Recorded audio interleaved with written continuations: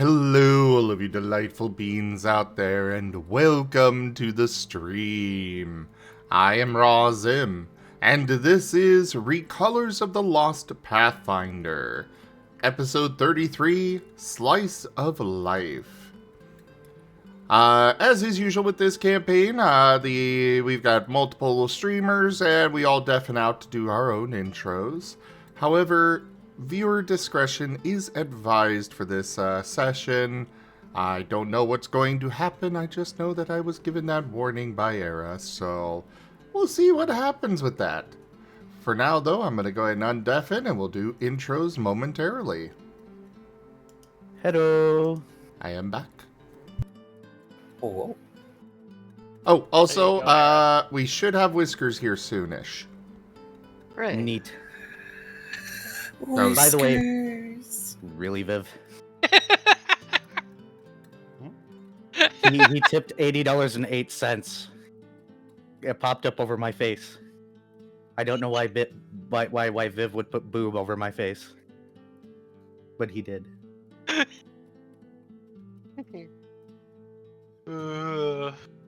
Yay, Whiskers. When he shows up, I'll make sure to adjust my scene. Oh, that was fun. You back, Taya? Yeah. Fantastic. By the way, you all got boop. Boop. Oh dear. Well, to start off introductions today, my name is Drunk Dragonera, and I am going to immediately subvert everything and ask the players to go ahead and minimize their character sheets. When we go into introductions today, I'm going to ask you not to introduce your player characters, for you're not going to need them. I'm going to tell you who you are, or maybe you'll just have to figure it out. There is no dice, there is no scenes, no maps. Enjoy your blank white room. I have crafted it just for you for tonight. Hey Key, the birthday boy, why don't you introduce yourself? hi, I am Garcerus, also known as Key, and usually I would be playing... Oh. Nope, just yourself. Oh. Alright, I guess the next person would be Vari. And yeah, I'm Varien. And yeah,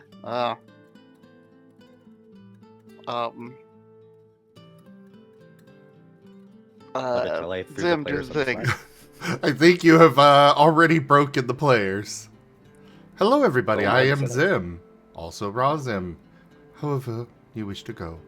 Go ahead, Shoal.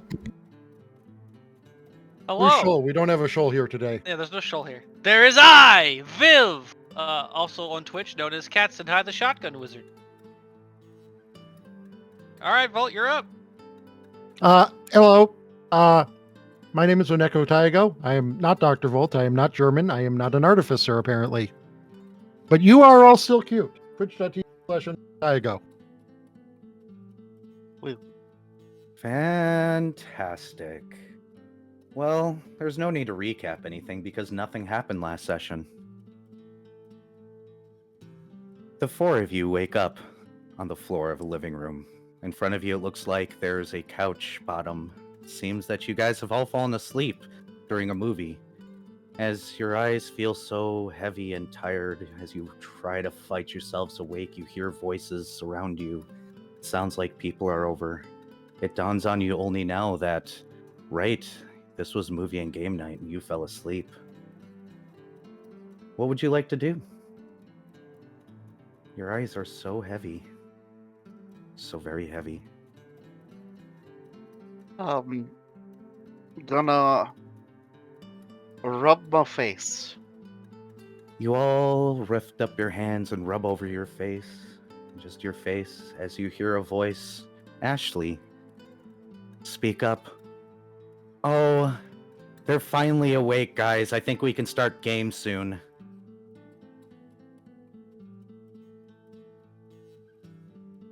It's about time. You hear Ted in the kitchen shout, "What? When I finish cooking, let me finish cooking first."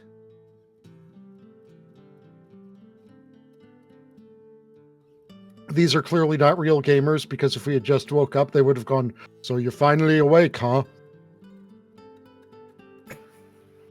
You all think in your head.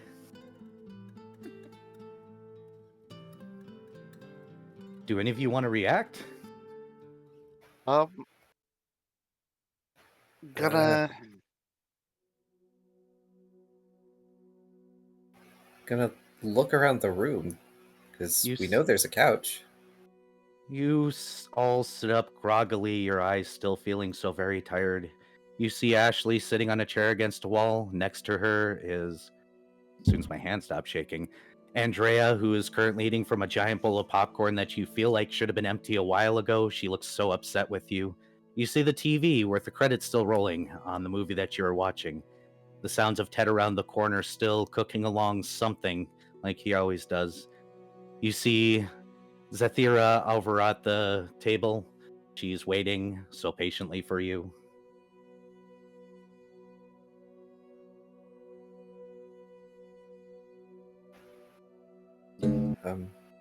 Sorry go see.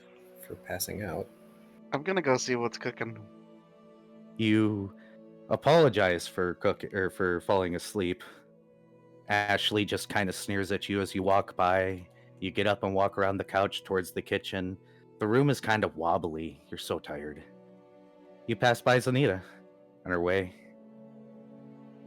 She's gonna raise an eyebrow. Careful, don't want to fall. You look inside the kitchen and it's just a stove and a fridge.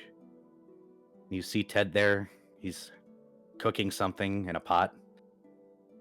He looks up and goes, "You look really bad. Maybe grab a drink or something."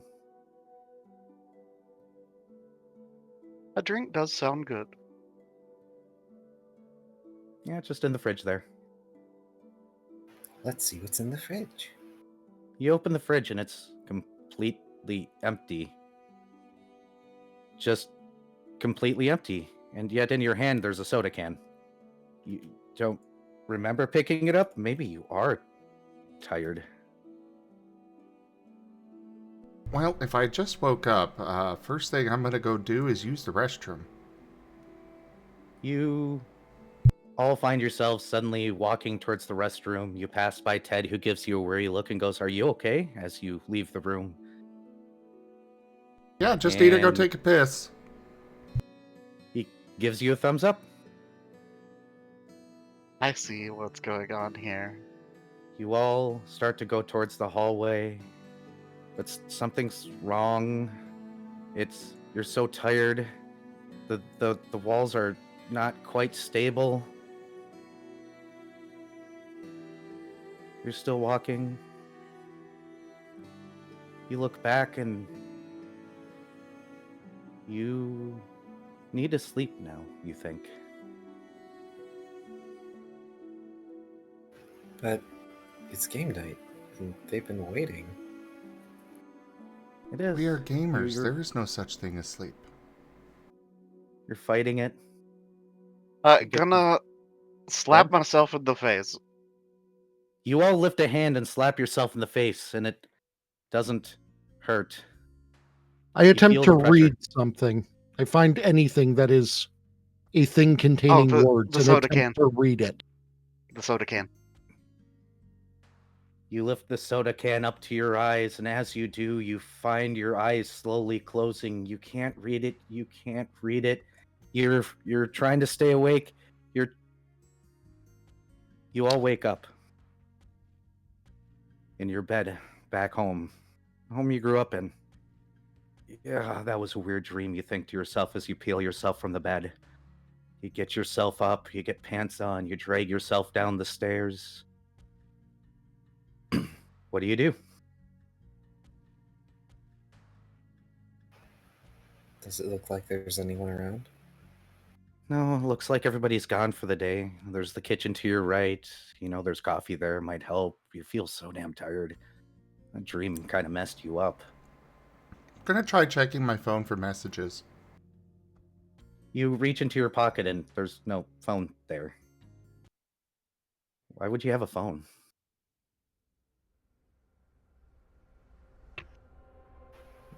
Coffee's probably a good idea. You all find yourself stumbling into the kitchen to the coffee machine. You open up the lid, pour in the beans into the filter, close it. You go to press the on button and nothing happens.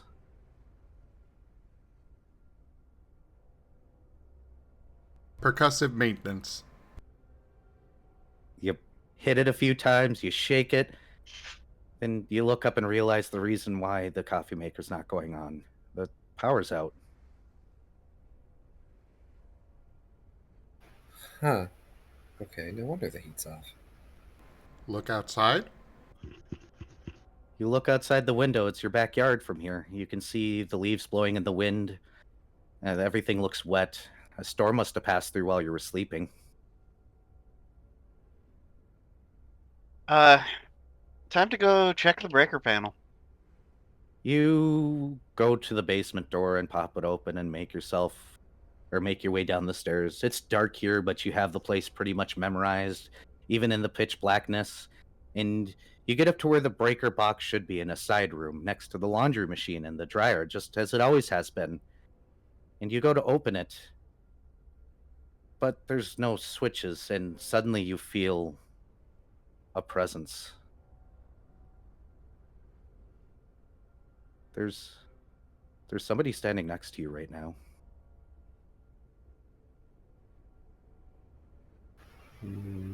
Gonna try and look at them through my peripheries instead of turning my head. You can't make out details. It's so dark down here. It's maybe just a silhouette of a person, but they're just standing there. They're right next to you. Do we know if there's a light switch? Wouldn't matter what it powers out. Gonna take a swing at whatever it is. You turn around to take a swing, and they're not there. They're not there. They're not there. They're not there. Where are they?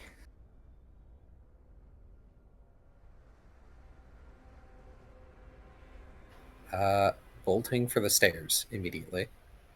Go to bolt for the stairs, and you run up them, and as you grab the door handle, it's jammed again. The door's jammed again. They're at the bottom of the stairs. They're behind you. You can tell that they're there. You know that they're there. They're standing right behind you. They're standing right behind you.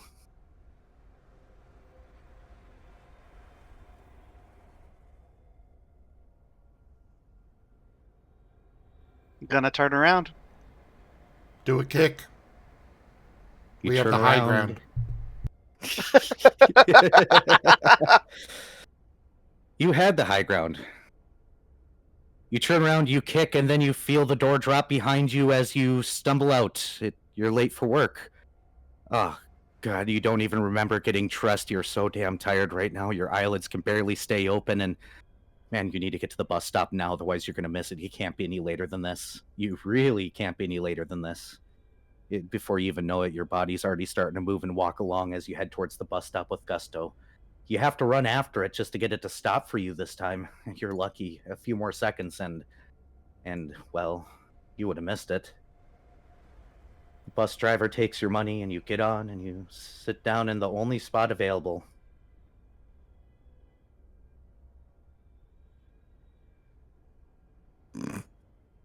Birthday hat for Key. You take the only spot available on the bus, next to a little old lady.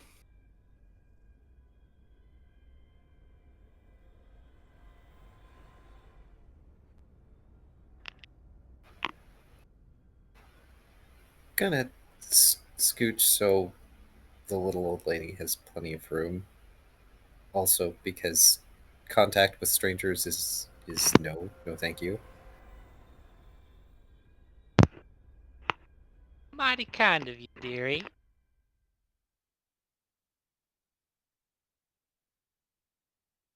The woman speaks to you.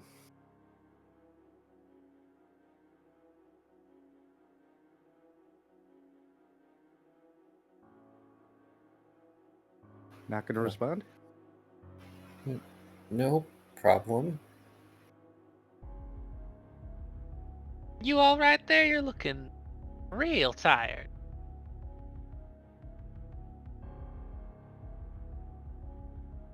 Actually, I'm thinking we probably need to wake up.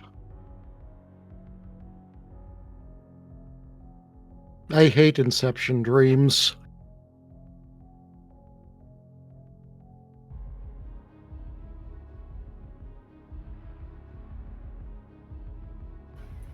You know what? It's an accurate response given the current situation. Being told that we look like we're real tired, gonna slap me across the face pretty hard, trying to either wake up or see if I'm dreaming. You slap your face and you all wake up for a moment. In your beds, back home in twilight. God, you're so tired though. Your eyes, they can't stay open. You fight it and you fight it. You try to roll over. You try to roll over, but your body's just limp. Hurts. You slide back in. You're sitting next to the old lady again in the dream. She's looking at you, quite concerned. Dearie, that was a hard slap. Are you all right?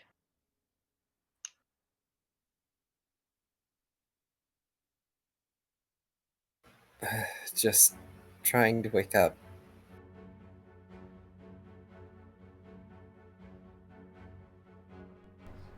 I think might need to go to the hospital.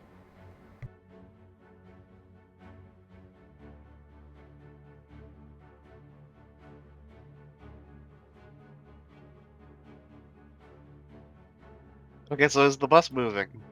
Yep, the bus is not moving. You look out the window and it seems like it's city streets passing by.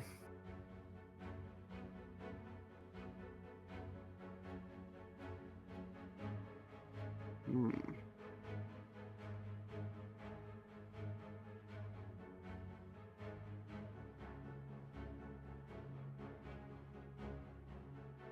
Maybe you do need to go to the hospital, dearie. You're zoning out real bad.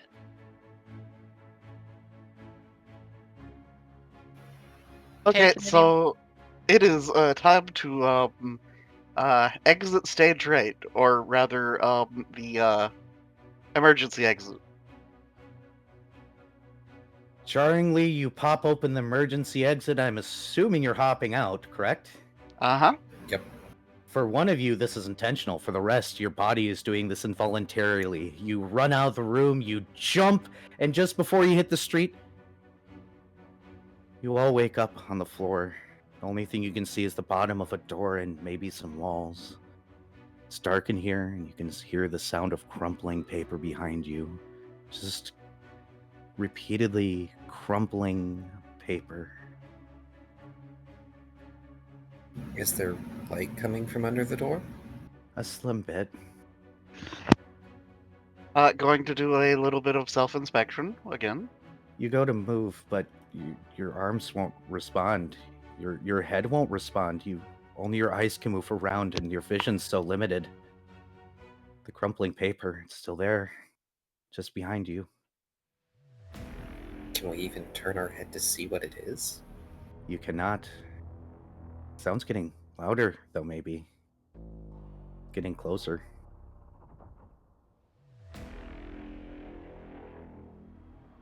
And closer. And closer. The sound of crumpling paper nearly in your ears, so much that you can feel the paper crumpling right next to you. And you're startled by a noise from this newfangled device you recently got. Something called a microwave? Standing in your kitchen. You were just warming up some tea before work. You suddenly hear the radio in the other room go on. It's been on the fritz for a while. White noise. What would you like to do? I would like to sip the tea and then go over to the microwave and try to fiddle with it so it stops doing this noise. When going to sip the tea, actually, how about let's throw the teacup across the room. Okay. So you all suddenly feel the urge while moving up to the microwave to get it to stop beeping, the white noise of the radio down the hallway still going off. You throw the teacup suddenly and unexpectedly for no reason, and the white noise is kind of bothering you. It's really loud. Stupid radio. Microwave is easy enough to shut up. I want to go shut that radio off, though. Gotta listen to the white noise. White noise? Just static. The radio's been doing this for months now.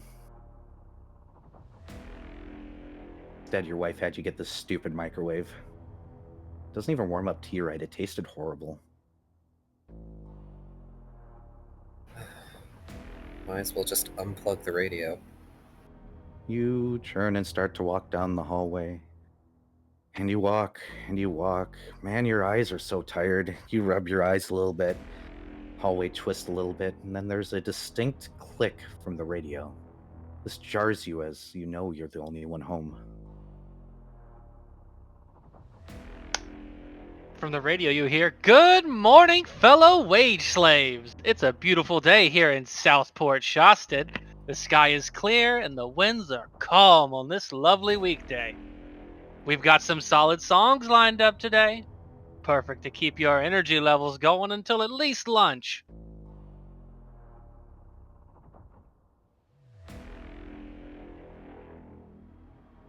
No responses? You're. I mean, you're why supposed would to we be talk alone. to the radio? Though some of those words seem familiar, to say the least. To at least Are one those- of you, yes. For those of you not trapped in a cubicle prison, be aware there's been a slew of theft near the markets. Guards think it's a new pickpocket ring springing up, so watch your purse strings.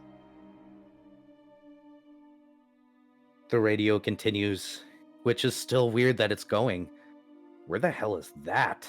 You've never heard of that city before.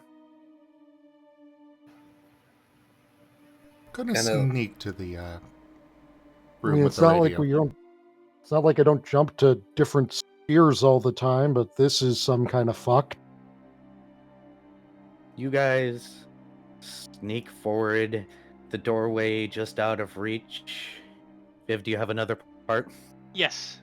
And for Really? those listeners out there riding the sky, remember, keep your tethers and handles on tight. You peek into the room and the radio's sitting there. It's tall, it's ornate, it's wood, but it's old and it's been on the fritz. You can see the dial positioned to the radio station, but nobody's in the room. Somebody had to have turned it.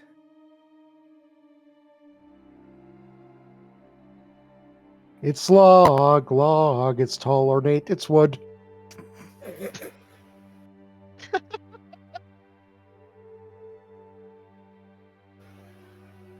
Hey, reminder. I may have been driven insane last game. Oh, wonderful. Oh, so it's just your normal Cool. tag. Let's creep over quietly and unplug this thing. Viv, do you got another part? Just the ending bit. Go for it, because they unplugged it. You think that stops a haunted radio? Come on now. Now, listener. Not as easy as you think. Want some helpful advice from your local radio host? You should probably wake up. I have been trying repeatedly. I'd say that aloud. There's a laughter from the radio for a few moments before your eyes snap open. You're in a diner, the lights are on, the cup of coffee in front of you's probably gone stale. It was such a long work day, of course you'd have some weird dream about weird appliances and stuff. You're not even married, just a single dude down on his Is luck. Is there tableware on the table in front of us? Yes, there is. A fork gets grabbed up and stabbed into a hand. For some reason, to most of you, you reach up and you stab yourself in the hand violently. As you do so, your eyes wake up. You're in your bed, back in twilight for a few moments. The ceiling has an odd darkness above it. You don't want to go back to sleep. You don't want to go back to sleep. You don't want to go back to sleep, and your eyes open up again. The cup of coffee, diner. Lights are on. The coffee has to have gotten cold by now. Dozed off again. Great. It's gonna be a long night. It is not fair. Eric got this fret. This Furry. He won't press the button. And here he is over here stabbing himself with a fork. Yeah. Well, you see what I'm getting at, right? Like you see how this is progressing. Mm-hmm. Well, yes, I'm just whining, Yeah. about how you Yeah, won't I press know. buttons with Osmond. Osmond is an entirely different type of character to fret. Gonna grab the coffee and dump it over her head, cold or not. You dump it over your head and it feels sticky. Gross. Oh, great. Now you have to clean this up. Damn it, that didn't work. Wake up. You mumble to yourself. The lights flicker in the diner a little bit.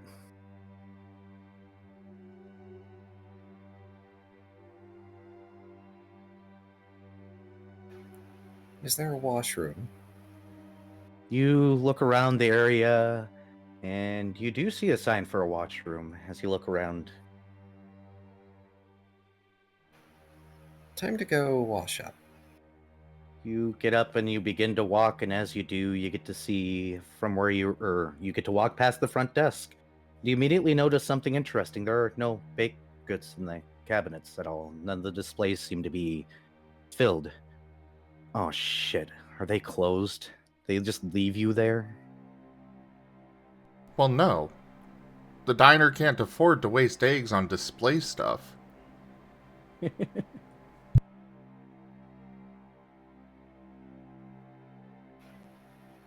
Huh.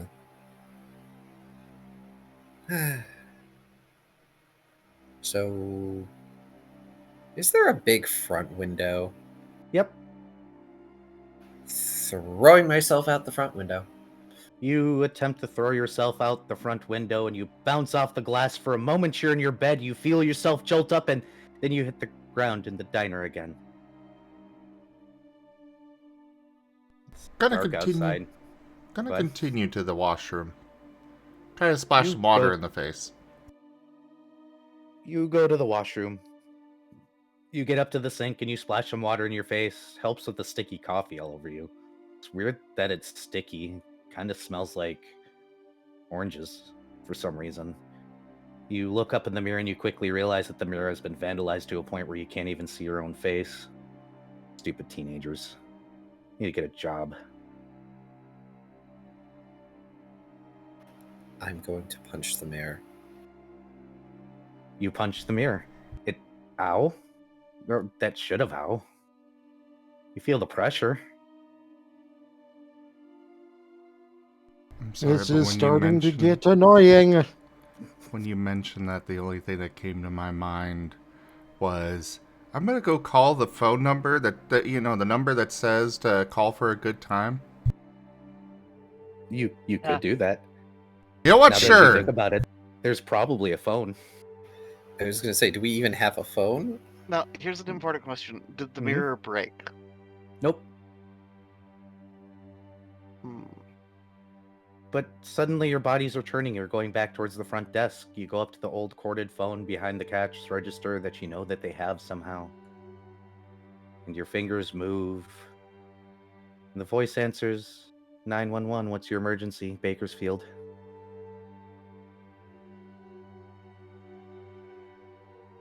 We can't wake up. You can't wake up, sir? I stabbed myself in the hand. I don't know why, but I just did it. All My right, body sir, did it try- on its own. All right, I'm trapped sir, in a all right. diner. Oh, what diner, sir? Can you give us a name so we can come help you?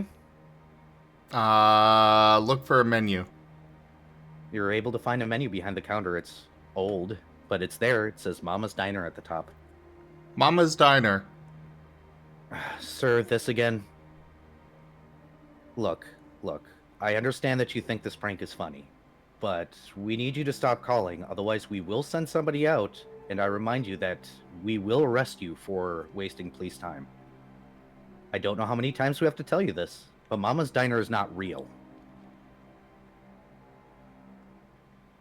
Okay, Is that there sounds any- good. Send somebody. What were you about to say, Key? Is there an address on the menu? You go to look at the menu, your hand shaking a bit. The line goes dead. You hear the soft sounds of the beep, beep, beep you get when the line goes out. And you all wake up.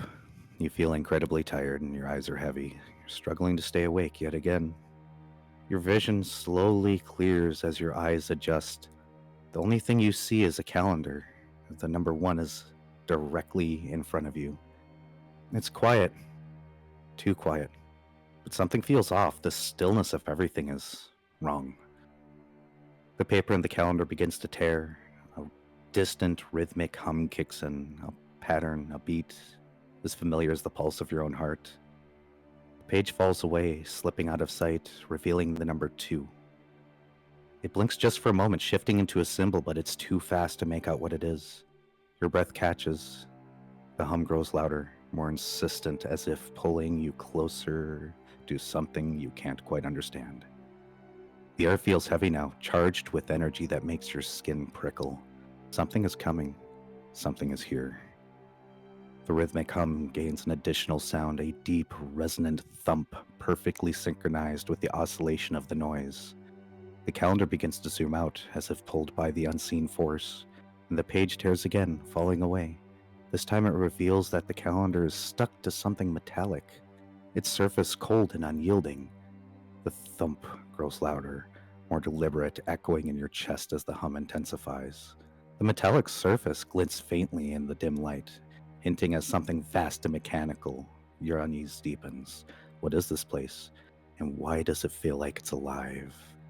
A no voice echoes out the sharp and urgent. As the third page begins to tear away, the number 3 flickers erratically, shifting between different fonts, constantly changing yet somehow staying the same. The voice cuts through the hum and the thump, clear and commanding. Hurry up! The laugh track suddenly plays, jarring and out of place as pages 4 and 5 fall away. The number 5 glitches wildly, its form shifting to various places around the page, while somehow remaining exactly where it is. A paradox that makes your head spin. Meanwhile, 4 flickers erratically, briefly morphing into the shape of an eye before snapping back. Why an eye? There is no eye. No one's watching. The laugh track grows louder, more distorted, blending with the hum and the thump. The sound becomes indistinguishable. Why an eye? Why not an eye? The zoom out reveals more of the metallic object is that it's a huge metal device. The sounds of battle distract you, though. Can't they have worse somewhere else, you think? I'm just trying to breathe over here. You want to look away. The metallic object looms larger, its surface cold and unyielding. The hum and the thump continue blending with the distant chaos of battle. The air feels heavy, your chest tightens, breathing is harder now as if the weight of everything is pressing down on you.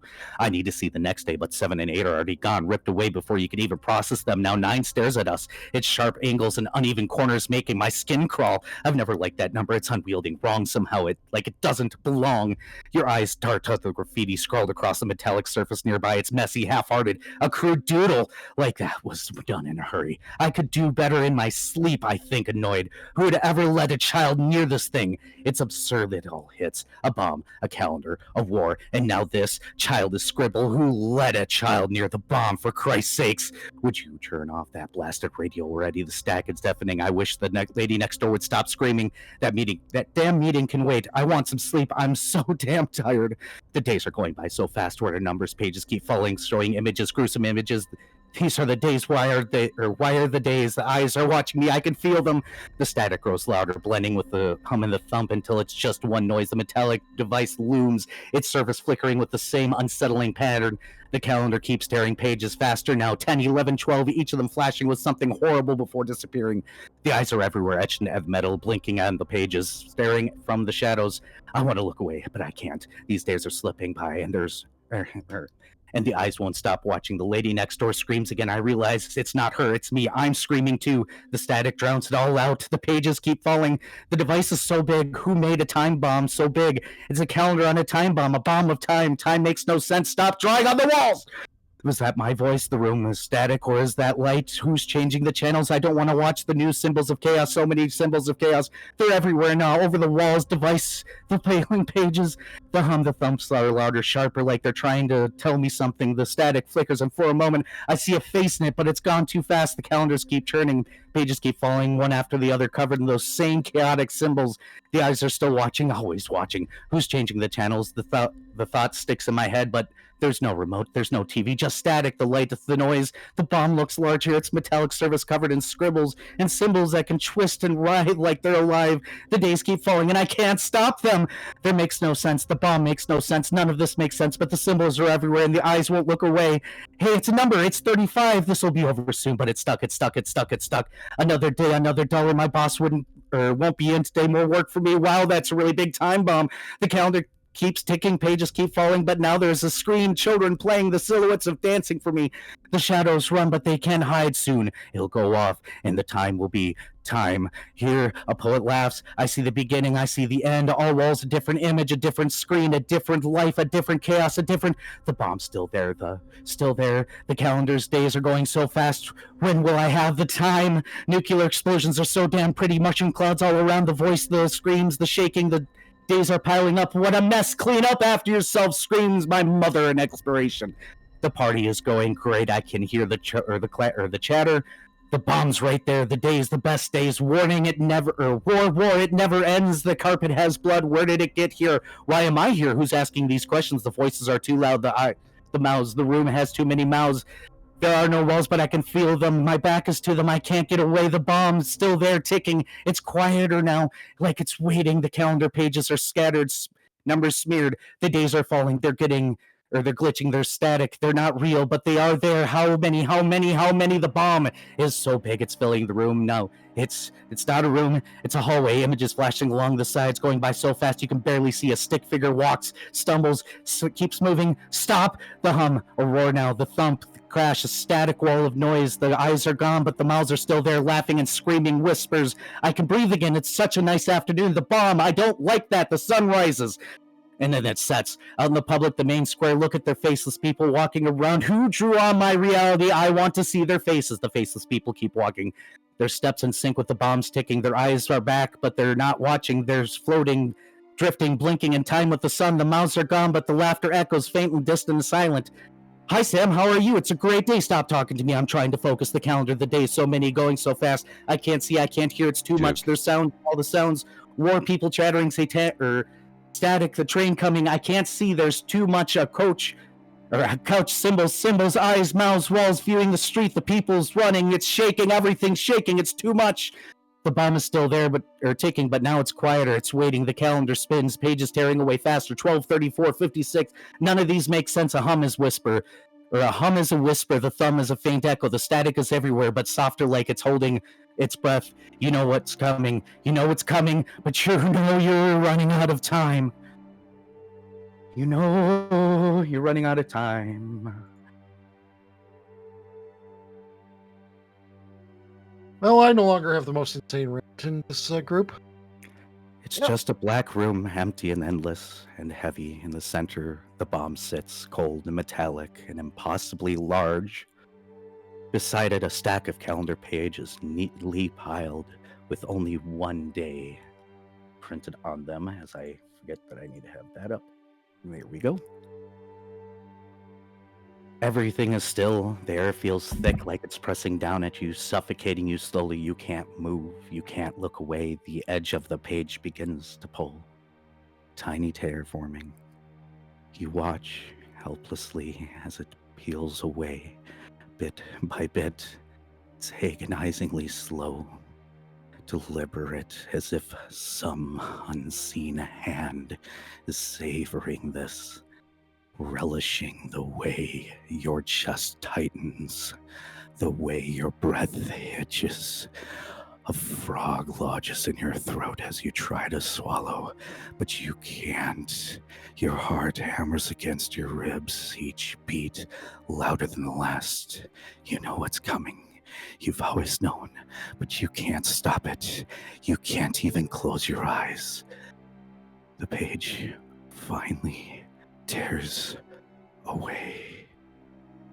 The room explodes into a blinding white light, the force hitting you like a freight train, slamming into your chest, your bones, your soul. You're thrown back, your body hits the ground hard. Air is forced into your lungs in a sharp, involuntary gasp. Your body convulses slightly from the impact, even though you didn't actually fall. You're awake now, jolted upright, heart pounding, skin clammy. You're back by the world mirror where you last were. The others are there too, gasping, wide-eyed and disorientated. The weight of the dream, or whatever it was, lingers heavy in your chest. The mirror's surface reflecting your faces, pale, shaken, and alive for now. And my name is Drunk Dragonera, and I will be the GM for tonight's session. Thank you so much for joining us today. Hey, Viv, introduce yourself. Hello, I'm Viv. I'll be playing Shoal Brinecoat, Cat Shark Ranger, very bitey. Also not needing to throw paint into a puddle. Looking good so far. Hey Var, you're next. Yeah, I'm Vari. I'm playing Fret Signature, the mute musician, Mask of the Whispering God, Bard/Ninja.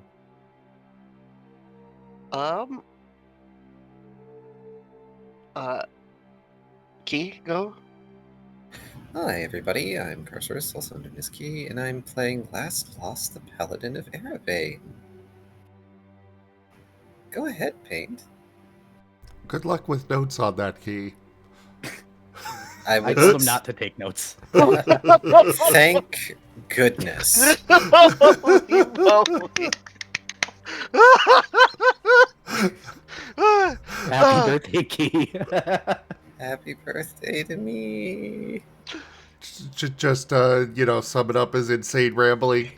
Anyways, I am Razib, and I am playing as Paint, the sentient feral African wild dog. He is a entropist kineticist. And welcome in, Whiskers. Welcome in, Whiskers. You missed the fun part. It's Whiskers.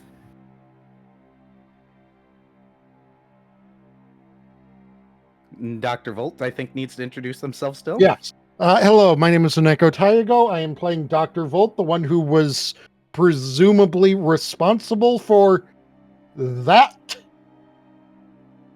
And I believe that's everybody, correct? Yes, For that's now. everybody.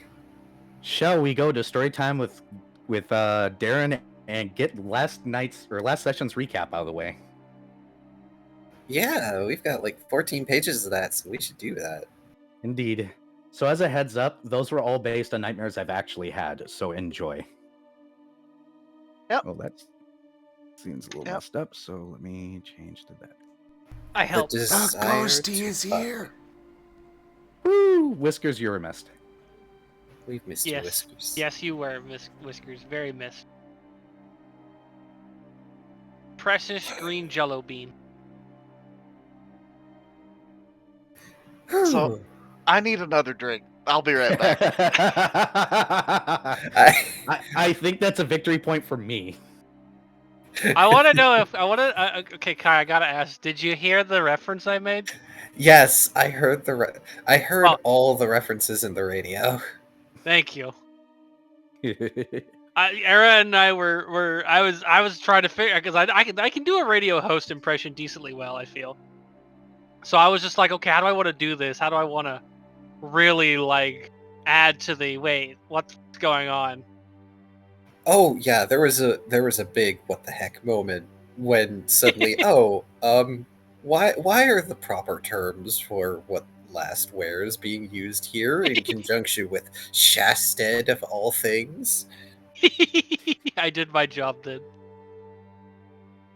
All right.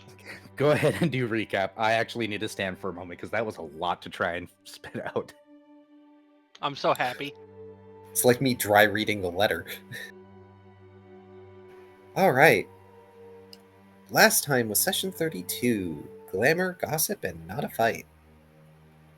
The group wait in the main room of the shop, Jessica leaving tea on the counter for them to have. Getting to watch as Jessica moves back and forth to the room Felipe is holed up in. varying fabric, clothing, sequins, threads, and other tools for her employer to use. The woman is increasingly exasperated as she is made to go back and forth many times. Fret dances at Shoal while they wait. Shoal reciprocates by tippy-tapping in a circle. Last snarkily comments about how lewd they're being, earning a tail slap from the cat shark. Eventually, Jessica leaves the measurements room, exasperated, and gestures toward the curtain. Felipe makes a grand entrance, exclaiming he is finished, and asks who would like to see their clothing now. He scoffs at the lack of applause, but explains that he has modified all their armor and glamored it to look appropriate to their desires. Mechanically, the armor is fitted so it has +1 max dexterity and -1 armor penalty. I think this also extends to any shields we may have, since I know Vari needs his little chalkboard to be better. I don't think it was mentioned, so I was just going with Okay, it's basic for now. for now. Shoal is the first to be given their outfit, a pirate-themed ensemble. Full-on trousers, loose blouse, vestment, etc. Most prominently is a dark tricorn pirate hat with gold filigree marked with a shark insignia. Getting a turnaround in the fitting room, Shoal is pleased with her new look, prancing out to show off to the others. Fred goes to the fitting room next. I think this is the first time anyone's ever used the idea of Shoal and prancing. Hee Hee.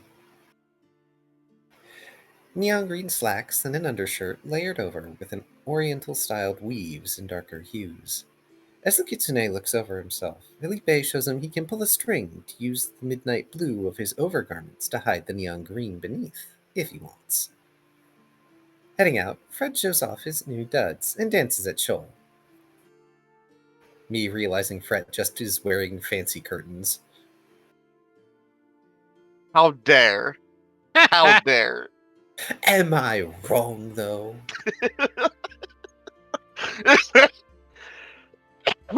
Dang, that's funny. brutal. Look, I need something to de-escalate the method acting lost anxiety induced by the dream, okay?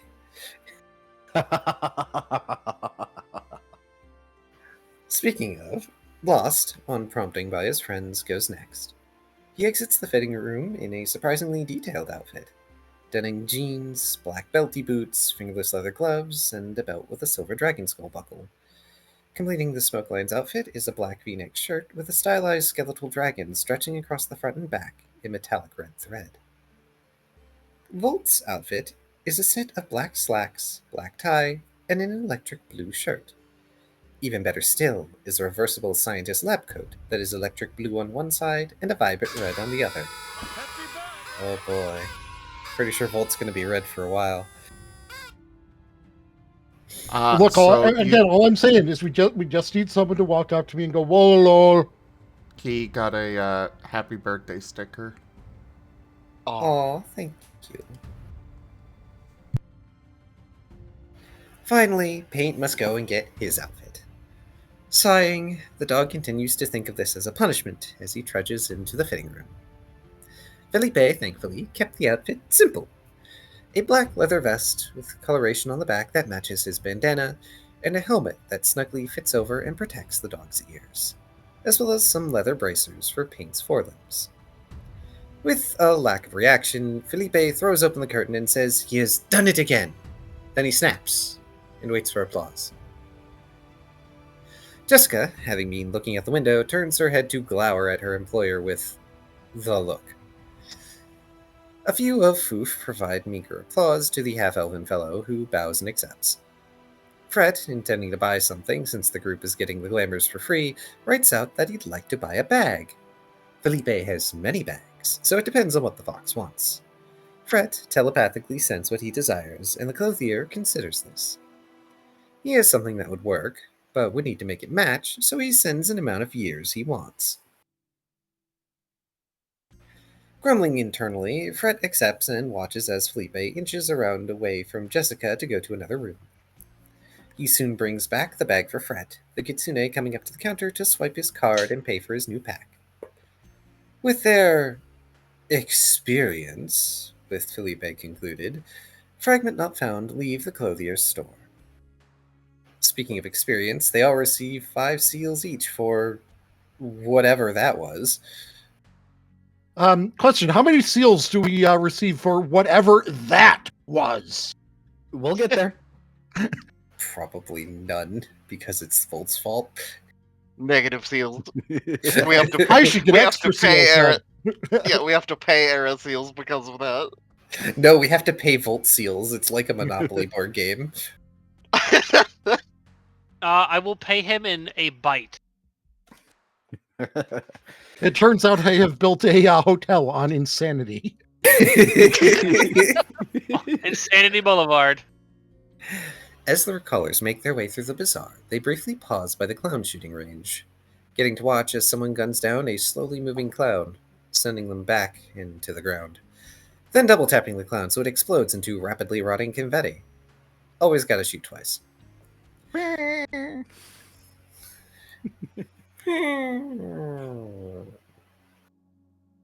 Since Lost doesn't have ammunition right now, he'll come back to this. Maybe. Volt, however, does have one place he would like to check out before they leave. A certain conspiracy theorist-looking store, mention of which briefly confuses Pain and Last. Seeing no reason why they can't spend some time to see the sights, Lost pats Volt on the shoulder and suggests he lead the way. Rather than himself, Volt nominates Shoal to lead the way, as the quadruped is much better at navigating than he is. The cat shark is fine with this, and starts leading his friends to the tangled web. Along the way, Fred stops in his tracks, seeing the Vox shop again. He stares down the establishment with discontent, drawing the attention of his paladin friend. Last asks if the kitsune would like to go in. Shaking his head, Fred would rather not. Putting an arm around his friend, Lost helps escort the fox away from the discomforting shop. When the group arrive at the tangled web, they enter without hesitation. The recallers spread out, finding many pieces of merchandise that would be appropriate for conspiracy theorists, as well as a number of items that would be good for junior spy gear for kids. A fluffy white creature of some kind jamming out music behind the counter, not seeming to pay too much mind to the new customers. Shoal finds a book on things you can possibly get in the deep waters. Fred grabs the book for the cat shark, bringing it over to the counter. This causes the proprietor to pull off their headphones, profusely apologizing for not noticing the customers entering. Their general attitude and demeanor betray that he knows that a lot of the books are full of conspiracy theories and nonsense in them, though some things in the books might be true. And he's not allowed to sell real spy gear anymore, thus the junior spy gear stuff. Last immediately sees several soul echoes off in the bargaining container. He walks over, staring at them in mild disbelief, each one under a layer of discount stickers such that they're only a month each. When he asks the shop owner why they're here, apparently the owner bought them from someone who brought them in some time ago. He thought they'd be popular, but that's clearly not the case. He only sold 2 in a long time. They're only really useful for spells to make kids, apparently. Pate brings over a book titled Arceus is a Robot by someone named Norton. Fred begins asking for books about entropy, the void, proteans, and things on that sort of subject. The owner clambers around their shop along the walls and shelves, bringing a few books back to the counter. The kitsune selects the rarer book of them, wanting the What They Want tome. However, the price causes him to scrunch up his face. To his surprise, Lost walks over with the soul echoes in hand, as well as his card out, offering to purchase the book for him. Before he makes the purchase, he asks for a book as well, settling on one titled The Nature of the Weird, which goes into the subject of things by and around the void, as well as theories of such.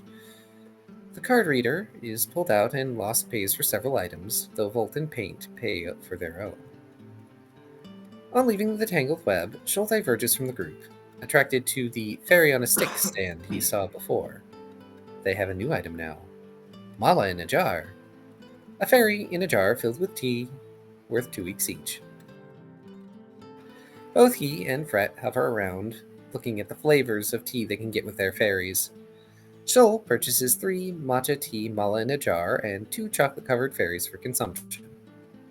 With their final purchases done, Fragment Not Found return to the hill they entered this realm from. Arriving there, they are greeted by one of the strange, bandage-wrapped figures. They cannot tell if it is the same guide or not. Once prepared, the guide takes the recallers through the winding, cold interstitial passage back to where they exited the Unreal from, just outside of Threshold. The guide lets them know they can use their passes to call a guide again, and gives them a brief spiel about how they can get passes cheaper if they can convince their god to open up a stop here in Twilight. Not that that's likely to happen. When the guide leaves, Shoal declares he needs to find Erabain, looking over to Last Lost. The smoke line hesitates, stuttering briefly enough that Pink goes off running. Sighing, Lost suggests Shoal get on the bike as he makes ready to ride after his four-legged friend. Revving the bike, calling it Canvas as they roll back into Threshold and Twilight. Fred and Volt, meanwhile, have their own tasks and devices to attend to, especially with some of their newest acquisitions. Still outside Threshold, Fred uses his newly acquired telepathy to call Whisper's true name into the void. The devil comes through a little puff of hellfire and brimstone, greeting his little protege. Noting the fox has been outside the real and unreal. Showing off his hand, Fred garners a response, showing his patron knows of the bizarre. When he attempts to offer the coin, Whispers tilts his head and asks if Fred did not wish to go for tea first. He knows a lovely place in what used to be a heaven. The Kitsune agrees, and Whispers whisks him away to what looks like a heaven that has been demolished and set upon by a riot. A tired soul in the shop Whispers takes Fred to begins making tea unprompted as the pair enter. At a table, Fred pulls out his own jarred mala in tea. Once settled, the fox flicks the coin over to his patron. Snatching up the soul coin at the last second, the devil observes it. Fret explains it is a coin of a soul that made deals with many devils and caused trouble in the courts. Whispers lets on he's not supposed to have something like this, so he flicks it up, poofing it into his private collection. Gotta love having those illegal coins you're not supposed to have, right? Next, of course, Fret pulls out the many cheap soul coins he acquired, 120 of them to be precise. Taking a coin, Whispers flicks it through a portal, beaning a torturing demon before his portal closes. He does this again with a vile woman in fine clothing walking down the street as well. While Fret doesn't want to watch this all day, this process does bring him great amusement. Thoroughly amused by this as well, Whispers tells his Vulpine warlock that sometimes when one flicks petty souls like this and uses them, the soul can be freed. They are only petty sin souls after all. Flicking a coin, he transforms it into a copper mask that he offers over to Fred. Curious, Fred takes the mask as his patron explains it will allow him to flick coins at targets as he pleases with great accuracy. Fred has obtained the Mask of Gilfling. Da da da da da da da da. Ba, ba, ba, ba, ba, ba, ba, ba. So while Fret sips tea with Whispers, he gets to watch the devil flicking coins through portals, including beating an imp that briefly looks happy before Whispers takes the coin back. The imp was supposed to do the dishes today. Conversation Didn't we eventually... also wind up naming the imp Dobby?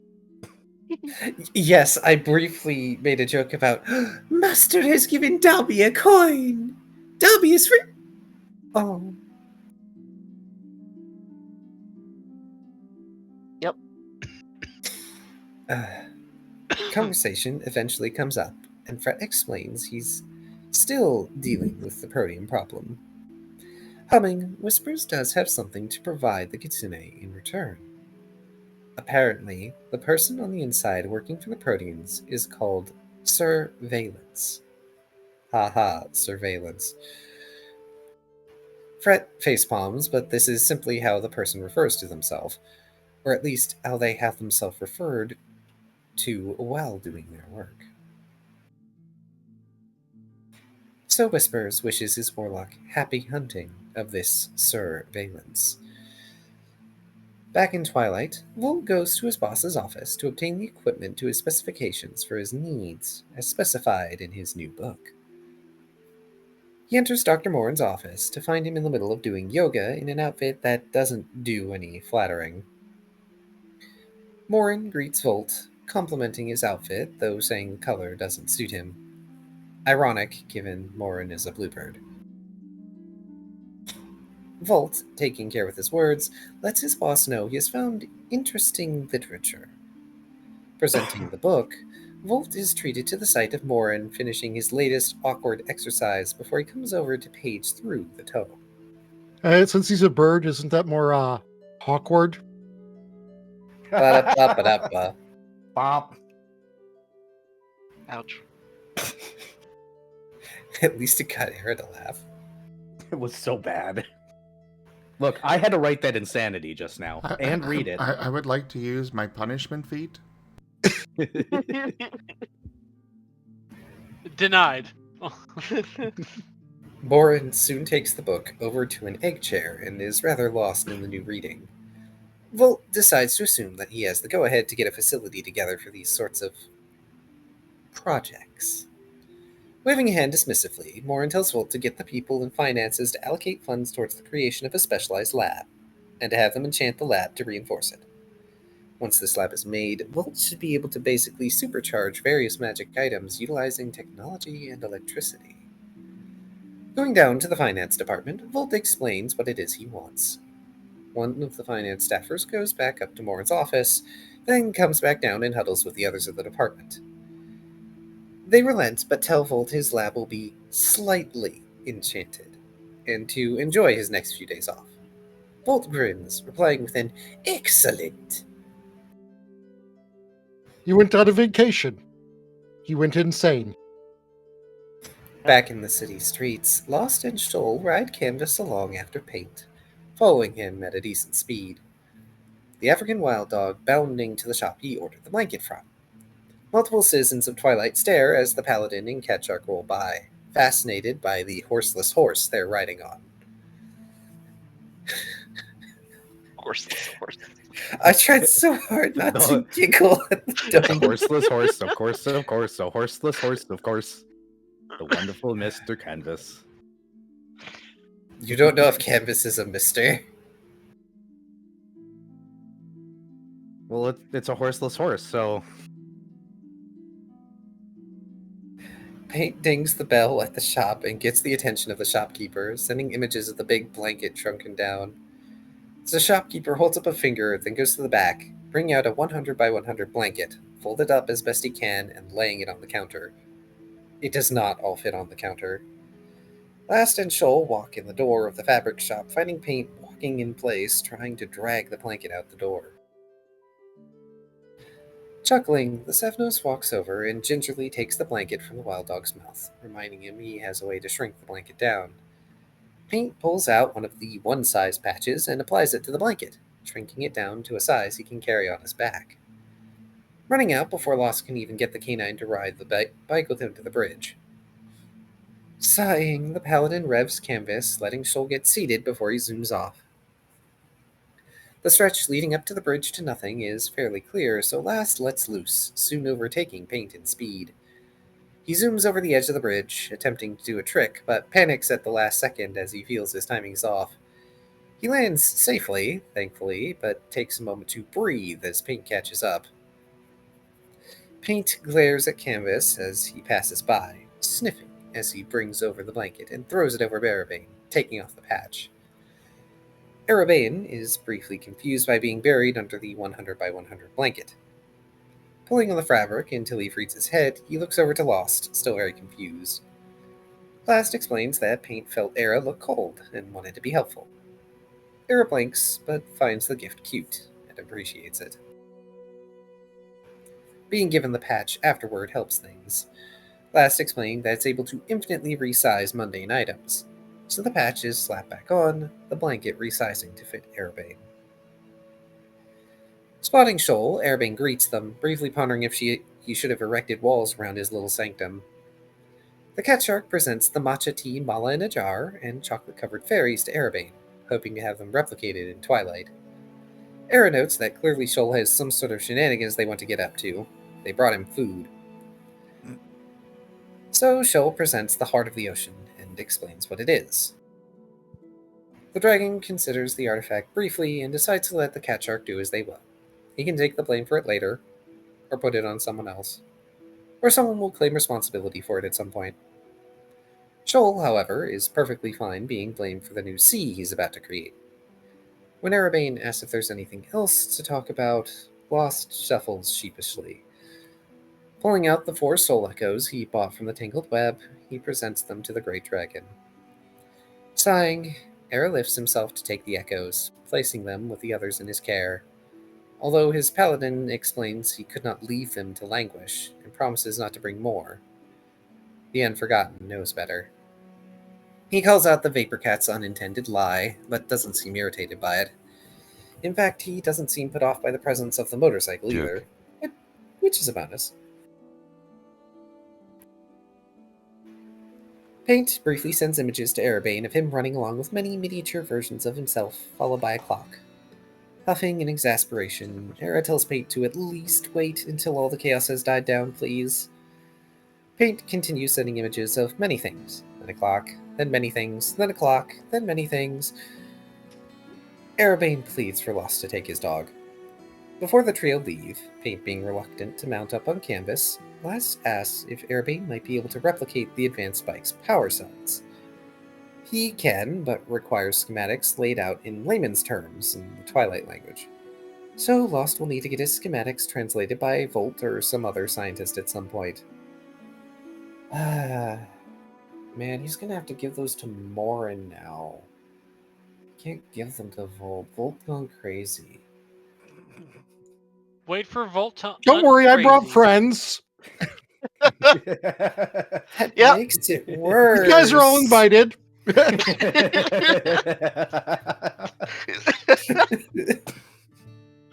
Yeah. Back in Hi, the Merle. city. Hello. Hey, Meryl, you missed the fun part. Back in the city, Fret sells off a few pieces of equipment for some seals in order to empower himself. When that's done, he goes to the world mirror, trying to scry upon Sean, the smith of his weapon. While he can't communicate directly with the smith, he does still try anyway. While Sean just shows off pictures of his family and student.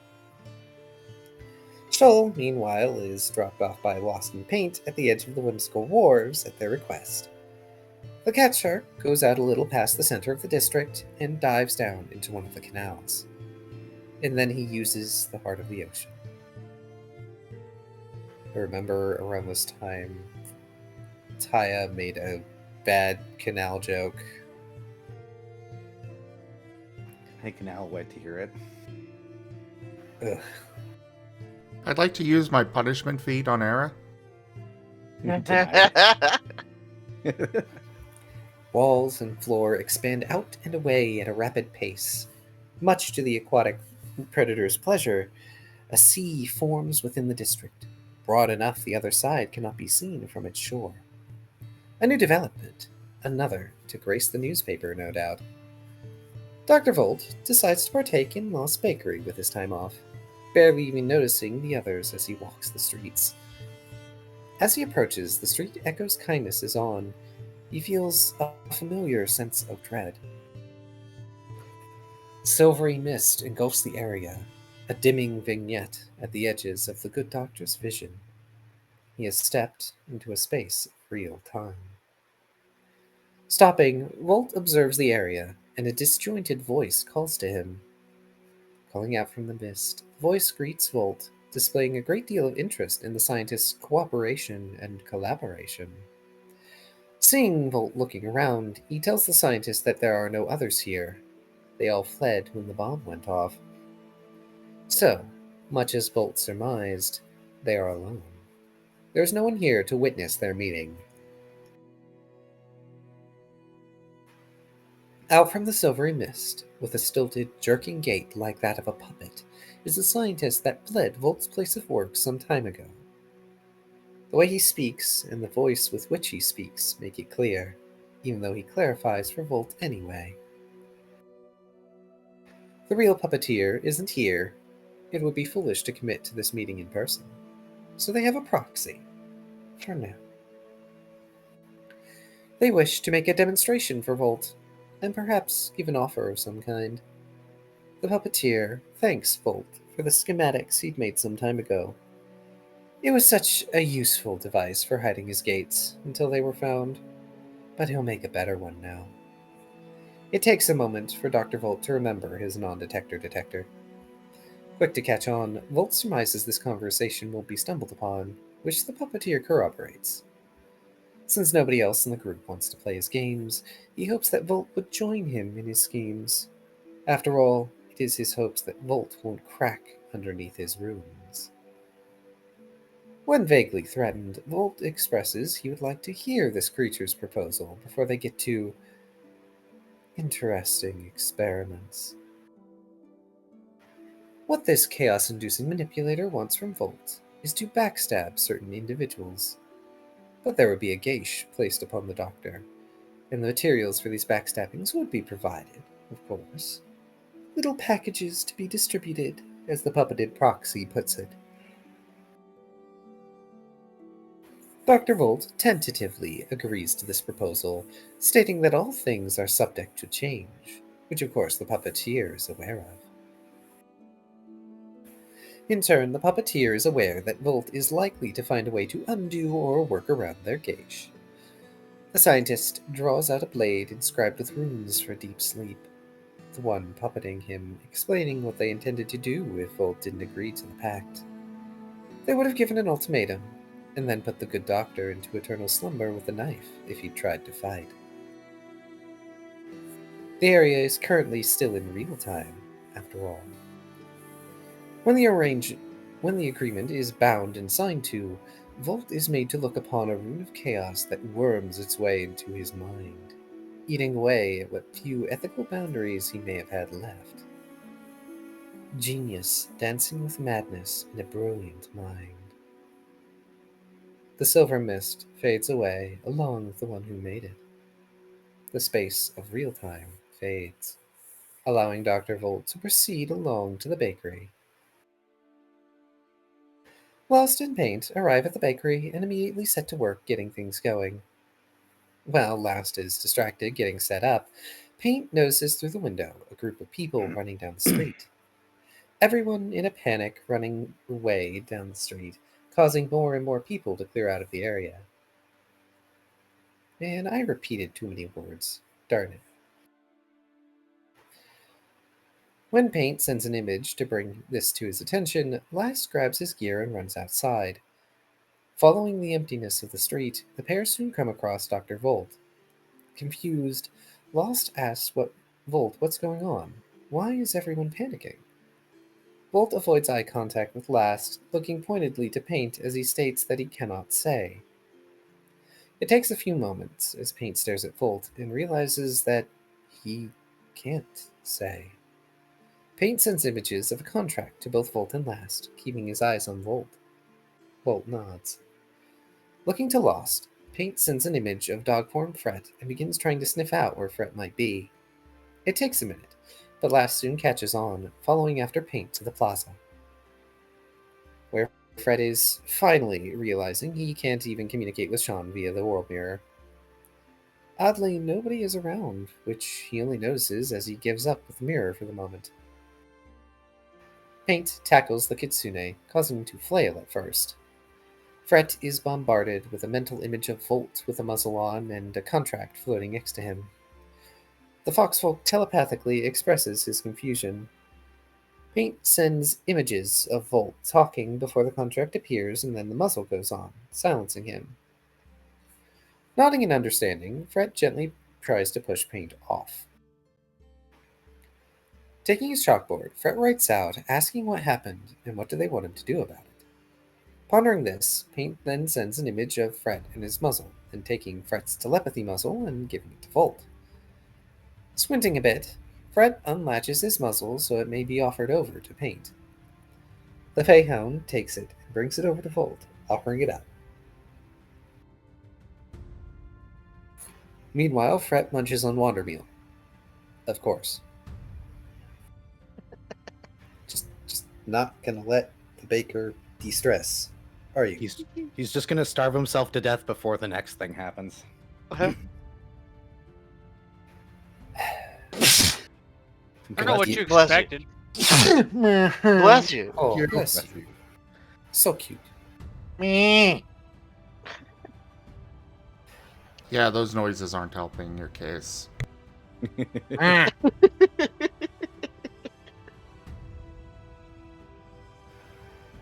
Putting on the muzzle, Volt immediately thinks at everyone that this certainly doesn't help making him not look insane.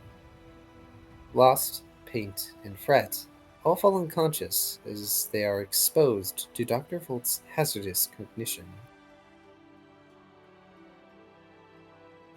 Dim cognito hazard, mad scientists. At least Shoal is currently quite happy swimming through a new Twilight Sea. No. The everything. Hold on, I need to fix something really quick because I forgot. There.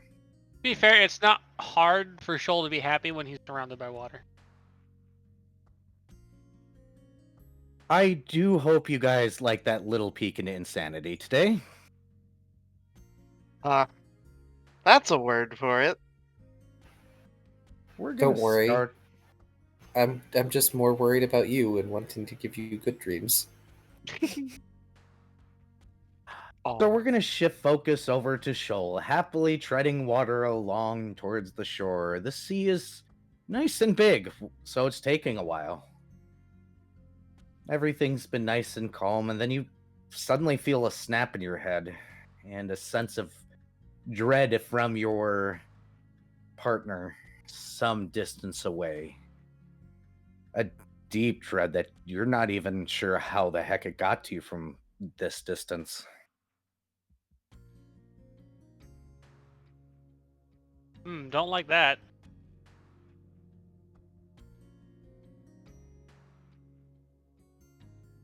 Anything you want to do special? Swim faster. You swim fast as you can. It's going to be an exhausting experience, but you will be making it to shore soon. As you peel yourself up to shore, you're greeted briefly by a sack being dropped in front of your muzzle. You Alright. don't see who did it, but the sack has a little trilby on it and a letter that says to Shoal with a smiley face drawn on it. Is it made out of food? No. Shoal is uninterested. Oh, but it sounded like coins were in there. Shoal's not stupid. It's got a trilby on it. That automatically makes it a bad decision. It does. There's some sort of shit enchantment crap on this thing. You could always bring it along and ask your resident mage if there's any magic. Shoal is going to take the bag, the sack, and put it in its own separate container of his tail bag. Good idea. It will not be touching anything else. You suddenly feel a jolt to yourself, once again coming from Fret. It feels like a snap, like something was suddenly pulled back. It kind of travels down your spine in that way. You know how when you're having a falling nightmare and you wake up and you jolt and you jolt bounce away? in your Yeah. bed? Yeah. And you hit the bed? Yeah, you kind of get that knee-jerk reaction. Don't like that. Well,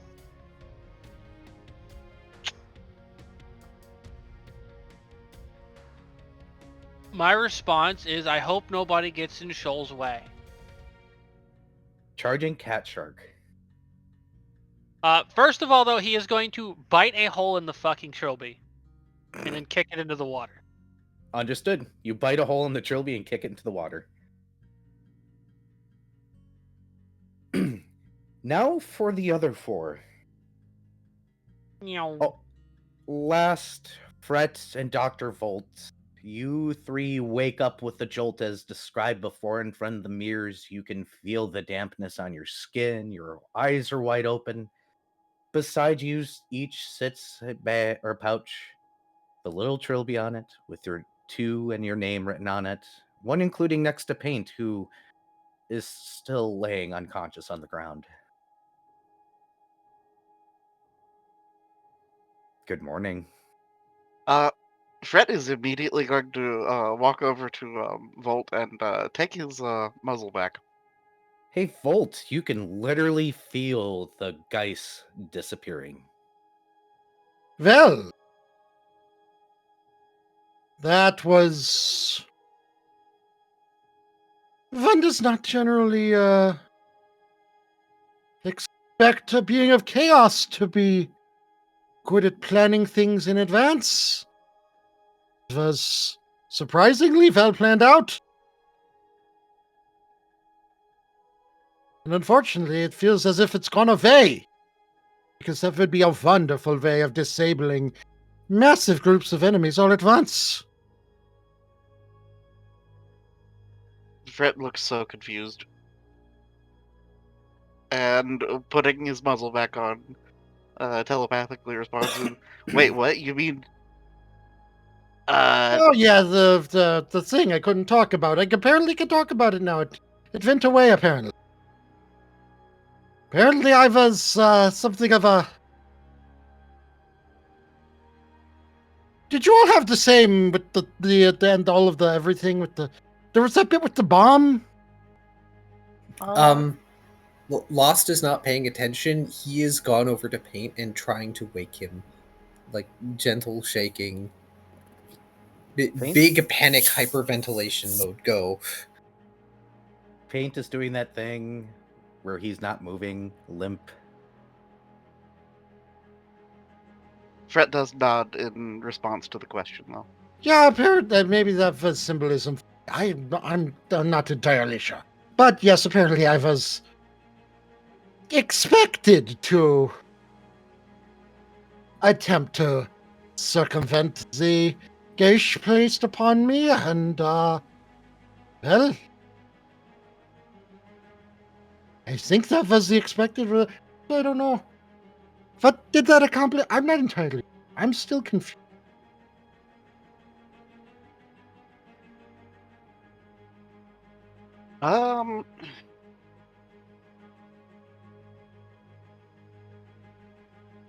Let's see here.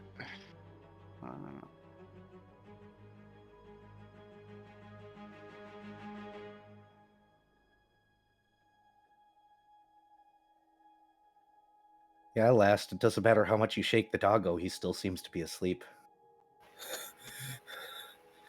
Paint. Paint, come on, wake up, wake up, wake up. And he's using lay on hands. It's odd he's not injured. Does nothing. What mercy do I even have? I don't remember. I don't think the mercy will matter. The mercy is second, but he's gonna try. Oh, sleeping doggo. Fred will cast Detect Magic and begin inspecting Dr. Volt. All right, I need you to roll a spellcraft. All right. Okay.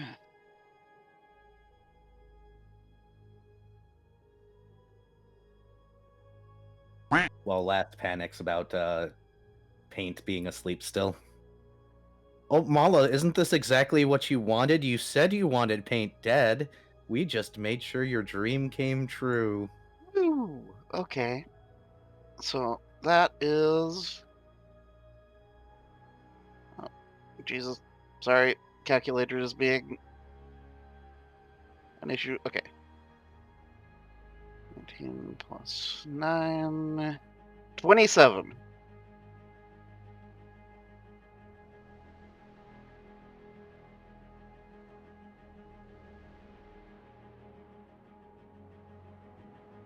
All right. As far as you can tell, there is magic, but it's quickly dissipating.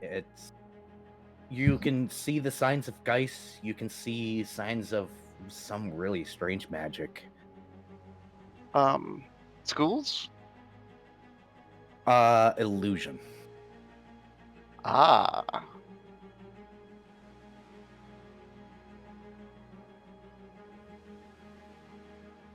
And with Lost panicking and Paint not responding, Fret will turn his investigation to Paint. Roll a spellcraft again. All right. Era, to clarify, was everything contained within that gauge, or is there like the it's like so there was alignment screwery going on, and That's all fading now. okay, broke so that the was all contract. contained within the gauge. Yep. Contract Okay, broken. Well, that's an 11, so that's not nearly as impressive at all. No, you can't tell. There's something wrong, but you're not entirely sure what in the world it is. Paint still seems to be asleep. Well, I'm going to make a spellcraft check because I'm a fucking artificer. Roll a fucking fuck away? I don't know. Uh, Look, my brain's a little fried. Give me a break. yeah, it's fine. don't blame you. Though that's only a 24. 24 is enough to tell Only. you that he is still stuck in the illusion. Oh my god, Oh. what? Oh no. Eh? A miss! Not enough ale! Oh? Eh? Oh, submarine duck. Oh. And roll that again. We got a party reroll, so typically we're supposed to give those to somebody in particular. So Gimmon, tell me who's getting a party reroll. Well, Ren's not here, no, though. those are just No, a those thing are that. party. Oh, okay. Yep, I guess the party has a reroll. Neat. All right. But yeah, what do you do, Dr. Volts? The illusion's still active. Well, he's apparently still stuck in the dream state.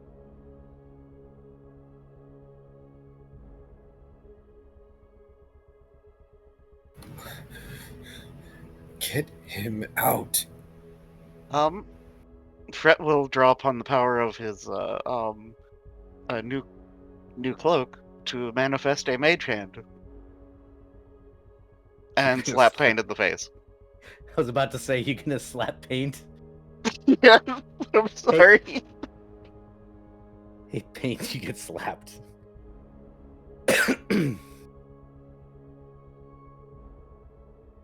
I didn't even know I was a walking bomb.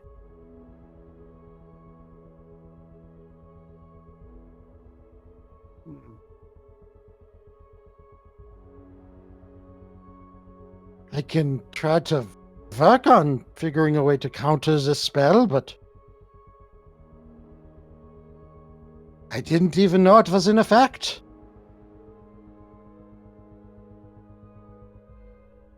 Actually. Hold on.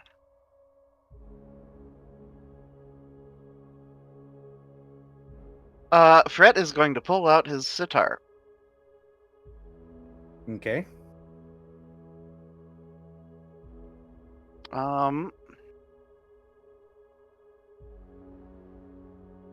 And is going to begin performing counter song. Roll your perform check. All right.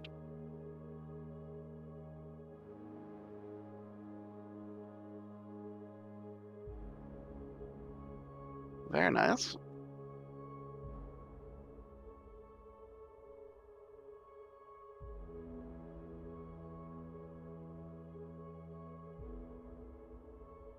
Okay, that is a 14 plus a 14 on the dice, so 28. 28. Encounter Song allows them to use this instead of their save, correct? I do believe so. It's each round of Encounter Song, he makes it perform. Any creature within 30 feet of the bard that is affected by a sonic or language-dependent magic attack may use the bard's perform check as a result in place of its saving throw. So, really quickly, hey Zim. Yes. So, how's Hunter's character sheet coming along?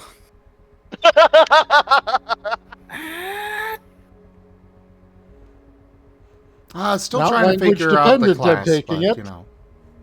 Alright. Well, in the meantime, unfortunately, this is not a Sonic or Language Sonic dependent. based, not language dependent spell. Okay, so it doesn't appear to have an effect. Nope, but you play a lovely song.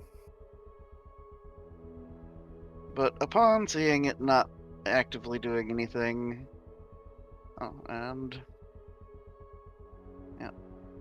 updating my tracker. There we go. Though I need to change the max on that at some point. I need to calculate that. I think it's 15 now.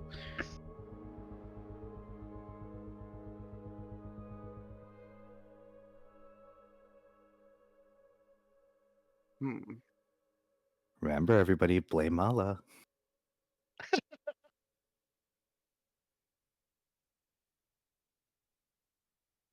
That's what I usually do.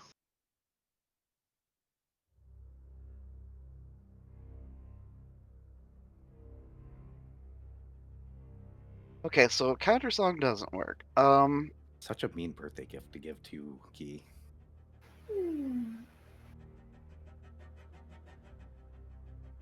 Nope, counter song does not work.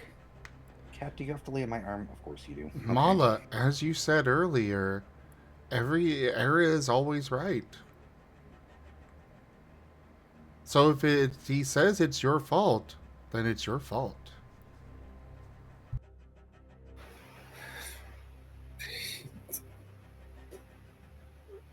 Well, do you know anyone at your work who specializes in illusion, maybe?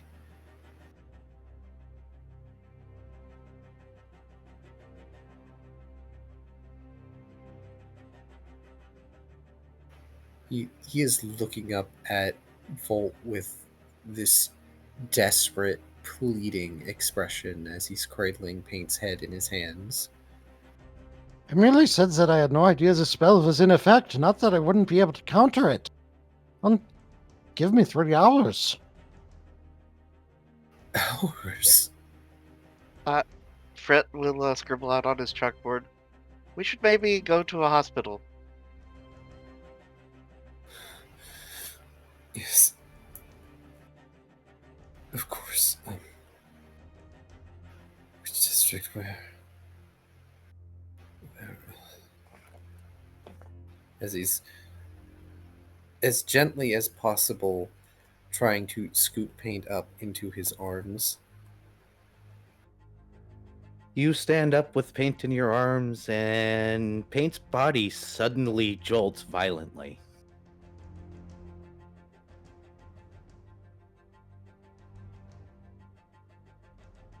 Good morning, Zim. Paint is scrambling fervently, seemingly not aware of where he's at, barking and growling at everything nearby before realizing that he's awake now. And he is still fur on end, hackles raised, looking around, but calming down a bit.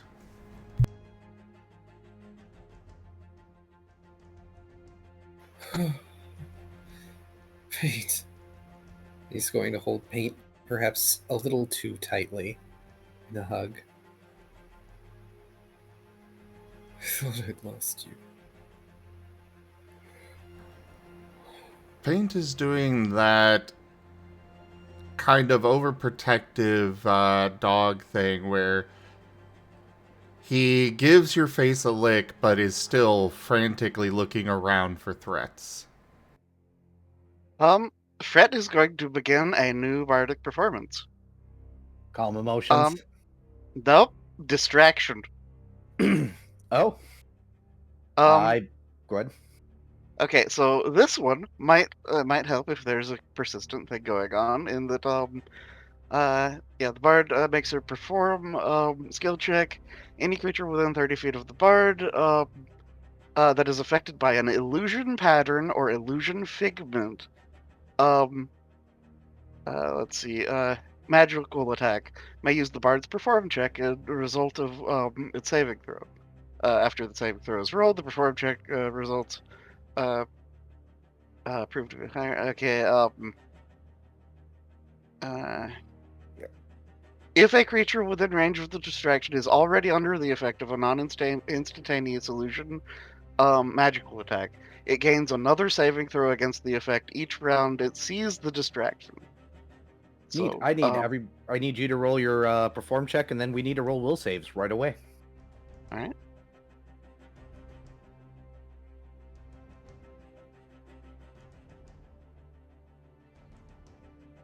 And that is a 18 perform check.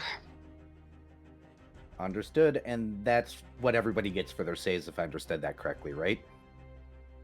Yeah. Though I think I might burn my reroll if I've got one. There's I got also the one. party reroll.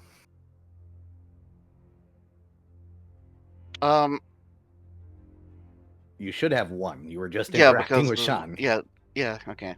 So I'm gonna burn that one. Okay. To reroll. That ended weird, but it says it's a 10. It says 14 for me. Oh.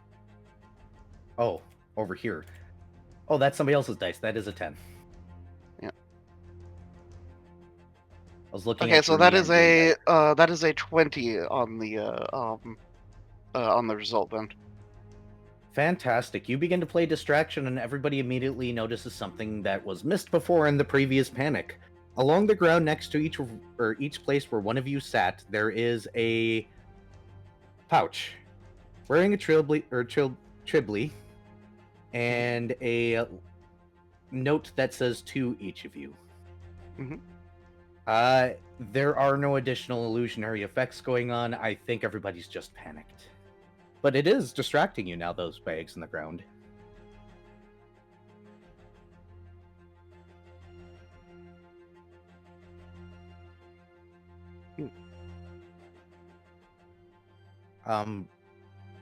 Paint will notice that everything's relatively normal around here with his hyper-awareness currently kicking in. Everything seems calm. You guys are the only ones out of place freaking out in the town center, which nobody's questioning at this point. I thought the town center was cleared out, so people must have come back. Yeah, they do that when you're asleep for several hours.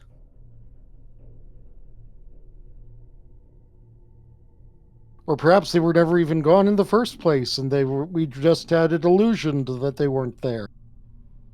The great part is you got to remember, it took Shoal a while to get to shore. Even at his full speed, it took him a while to get to shore. Mm-hmm. He felt when you went in the dream. He felt when you came out.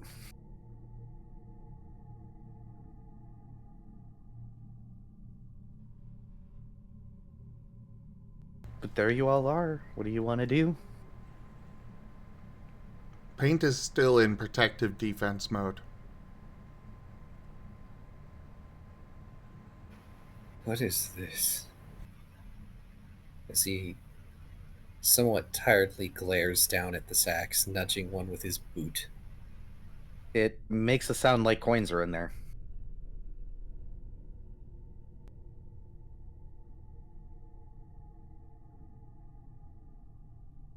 Payment.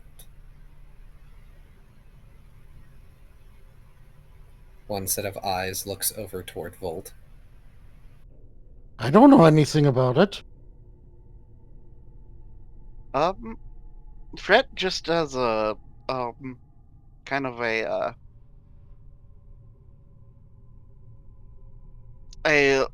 overabundance of caution, will perform one more round of distraction. Understood. Woo! 27. Yep. As far as you're not aware, there are no additional illusions to dispel right now. Cool.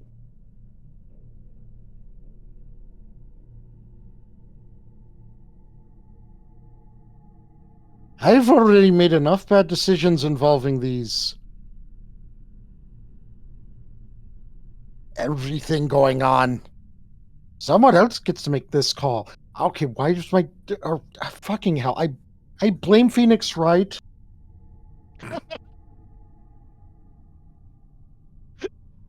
You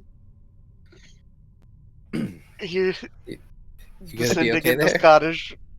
I didn't even have a Scottish accent I was doing in that. I had an Irish one I was doing in that. Yeah. Oh, Mr. What's his name?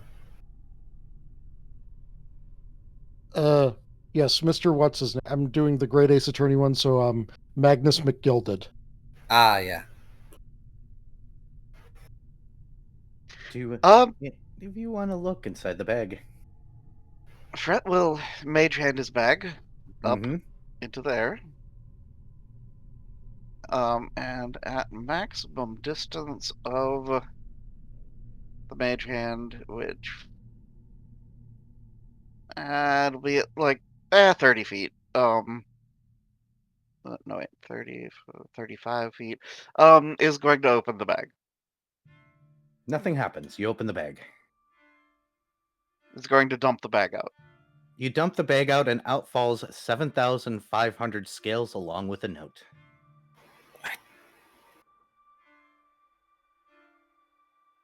I'm going to mage hand the note Yep.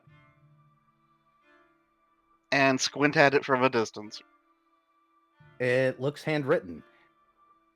Very oddly fine paper, actually. You don't see any symbols or anything weird. It's a handwritten note. Going to mage hand it towards him Yep. and read it. Well, well, well. It seems that my little scientist didn't want to play after all. I kind of figured that the first thing he would do was go running to you all. Experiment complete. All experiments complete. It seems that even changing somebody's perspective, trying to offer them a chance to join me, none of these things seem to be working. They have stopped responding, so guess I'm on my own.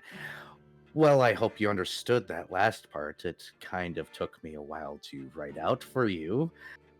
You should know how much time you have left. The game is afoot. We're at war. Surveillance.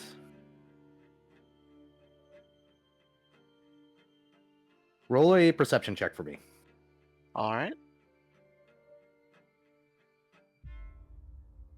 Only Fred? Everybody can, Even me? including Key. Nope, you're coming, though. Yeah, I can't see shit.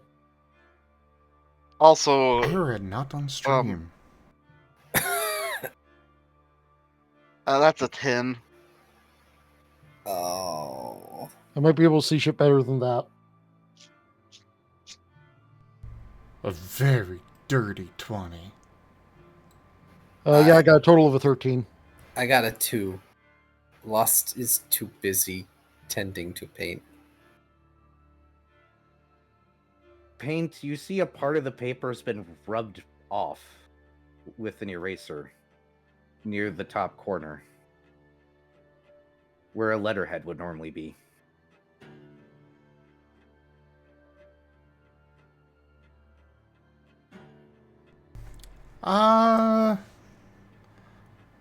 Let me make a check. A self-imposed Shoal. check. Yeah. Roll a CMB versus Fret's CMD. Oh boy.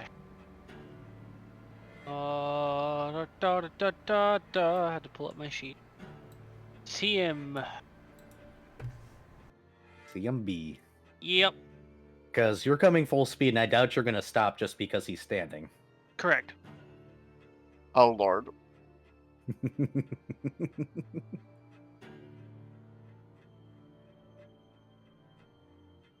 Nice.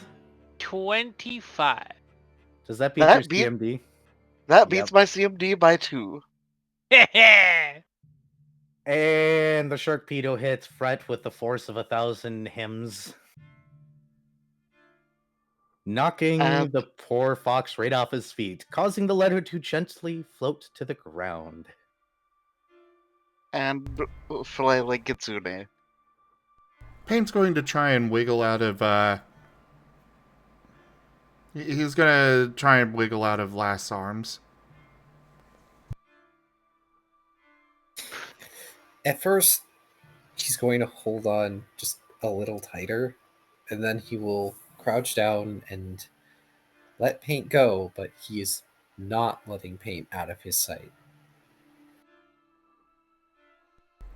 Paint is Fret, fetching the paper and bringing it back to Last. fret. What? You get a paw squished on your face.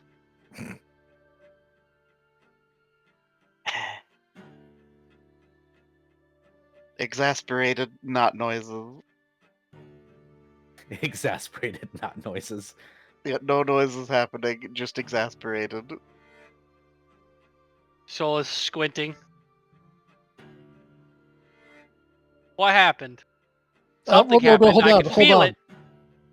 You just saw several visions that were horribly traumatizing, right, Vari? Uh-huh. And no, you're making exasperated non-noises. I'd like to use the punishment feat. Yeah, same. Granted. Same. Granted. Take 1 damage, Volt.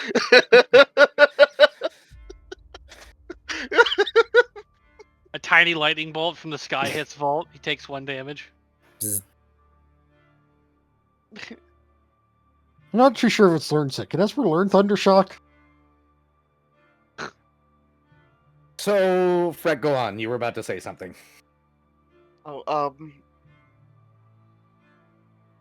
Fret just kind of gestures towards Volt and just bonded minds. Have Volt explain. I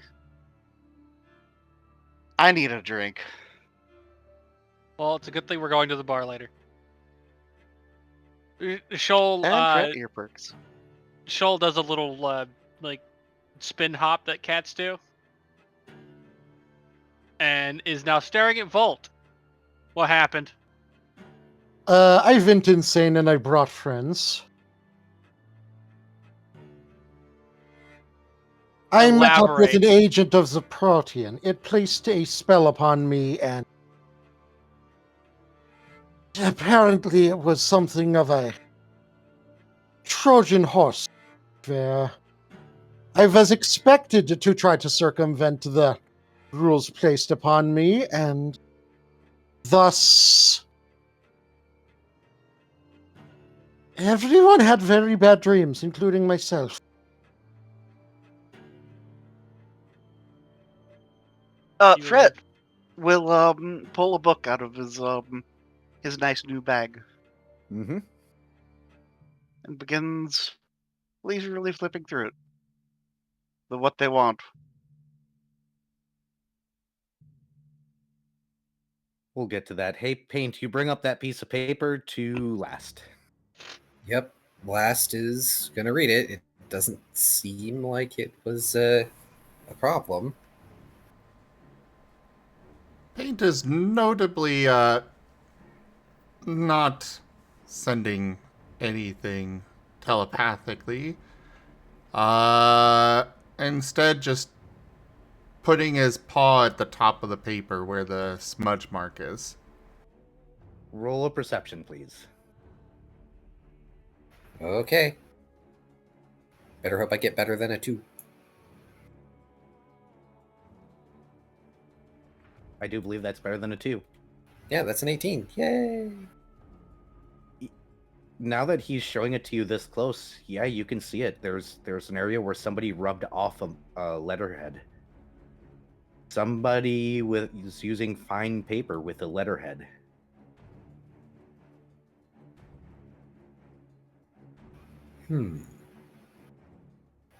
He's going to hold the note up. Can any of you mend this? Is that something that would be fixed by mending? You can always try. And then I will attempt to try. Couldn't prestidigitation do it? You'd risk damaging it more with prestidigitation, probably. Also, with prestidigitation, you'd probably have to know what it originally was. You cast mending on it, and something weird happens. Roll a spellcaster check, please. What's that, just character level plus modifier? Yep, plus d20.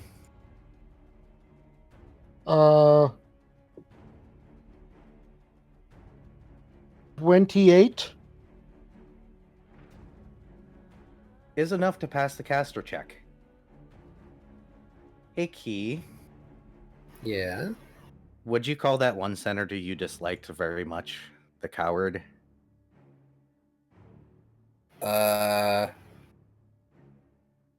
Remember somebody broke in his home? He had all that extra security.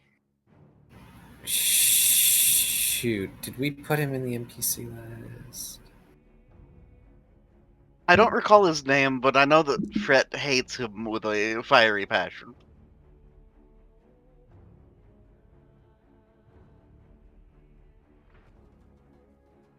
I don't think we did because his name never became important.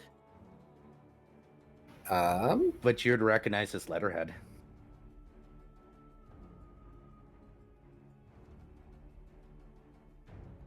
Is this someone that Paint met, or was it before him? Is it Athian? It might have been Athian. I'd have to go back and look. I don't remember his name. Because, actually, March of last year, we had Athian and Aldal appear. This would be the one that had the break and you guys went to go and investigate. Yeah, regardless of name, gonna recognize the letterhead of this guy. Is he not one of the people that last effectively told them you can chuck yourself off the bridge to nothing or get out? Yes. And yeah, I think it was just before Paint. It might have been. I don't remember this at all. Lol, me doing a throwback this far. But it's the guy that was at like the city council meeting and pissed off Last and Fret. Yep, he was the one that was trying to make, or was suggesting that they force Erabain to ascend, specifically. Oh, I seem to remember that. And now you're holding a letter there, Last. Looking at the letterhead of that man from his office. With this message written on it.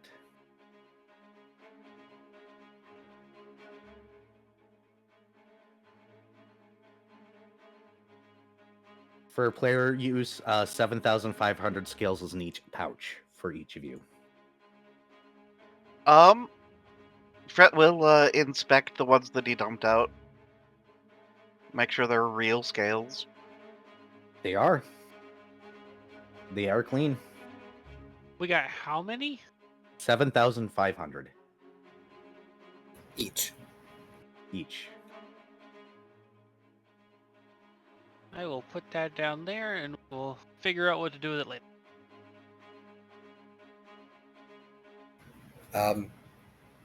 Last looks deeply unhappy.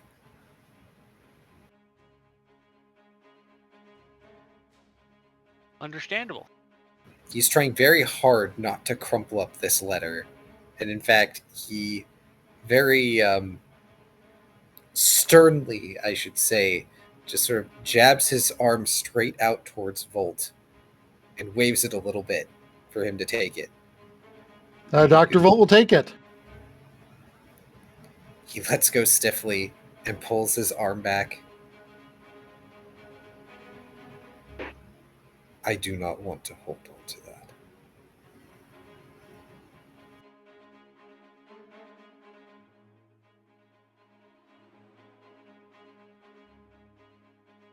I am immensely displeased by the way that the Vol was pulled over my eyes and I was used against all of it. I had no intent, anything resembling this, and my immediate reaction, as can be evidenced by the contents of it, is that I was immediately trying to subvert what they had done to me. Brett gives the thumbs up. Paint is going over and giving nuzzles and licks to Volt. Oh, Dr. Volt will give Paint ear rubs. I just want it to be understood that I am not fond of being outsmart.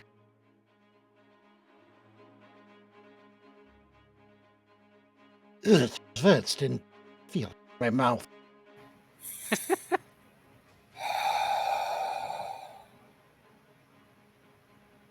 Right.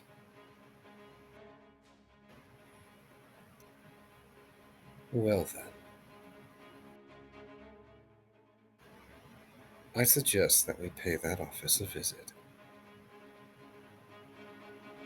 Paint sneezes.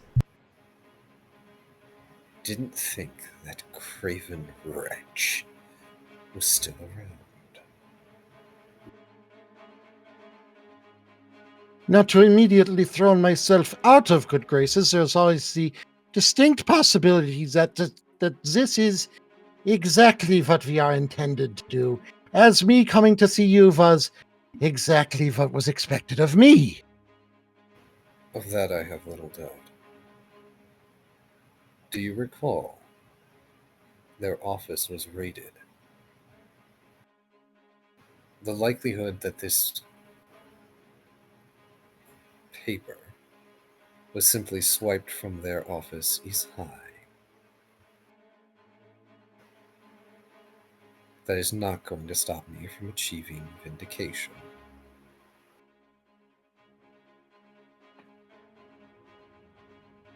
There's also the chance that they think we will think that, so the raid of the office in the first place was merely a smokescreen, so that they could use their own paper in order to...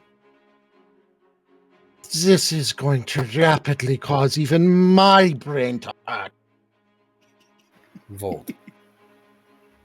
He's going to pick up the sack of coins and just sling it over his shoulder. He's going to bring it with him.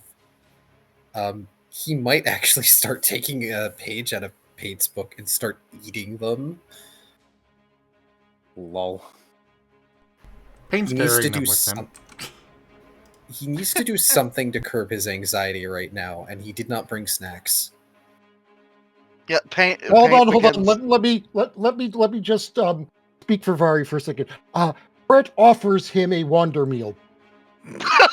How did you know?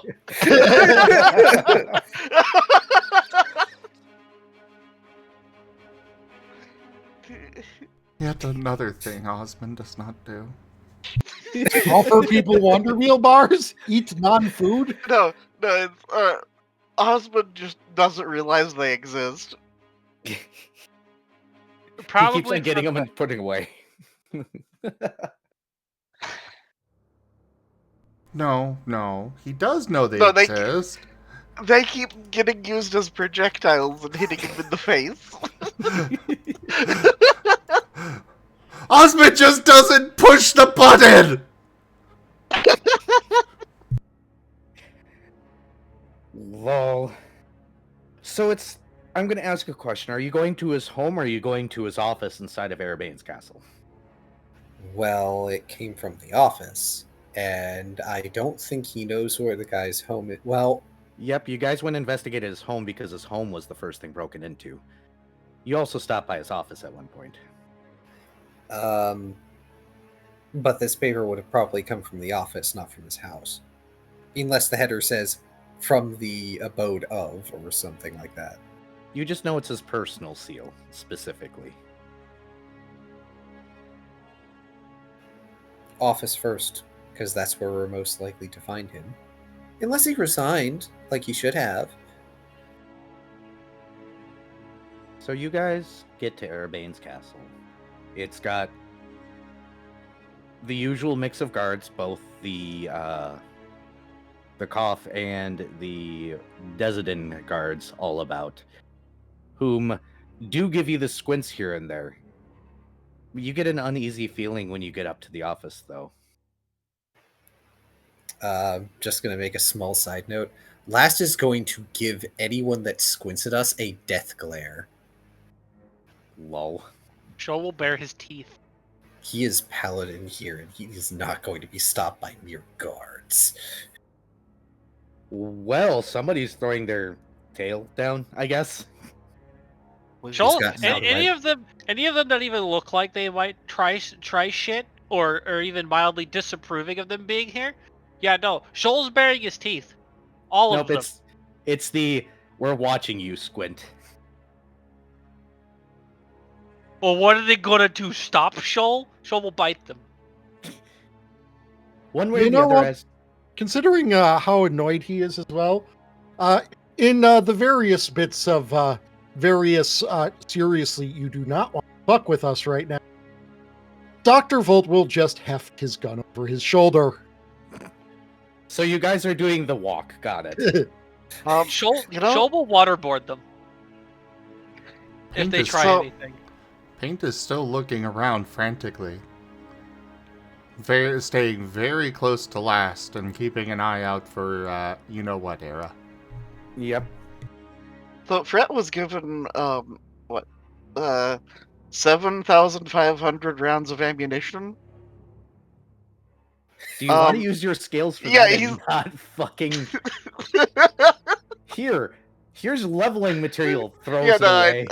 I'm gonna probably Beans eat people with it. 6,000.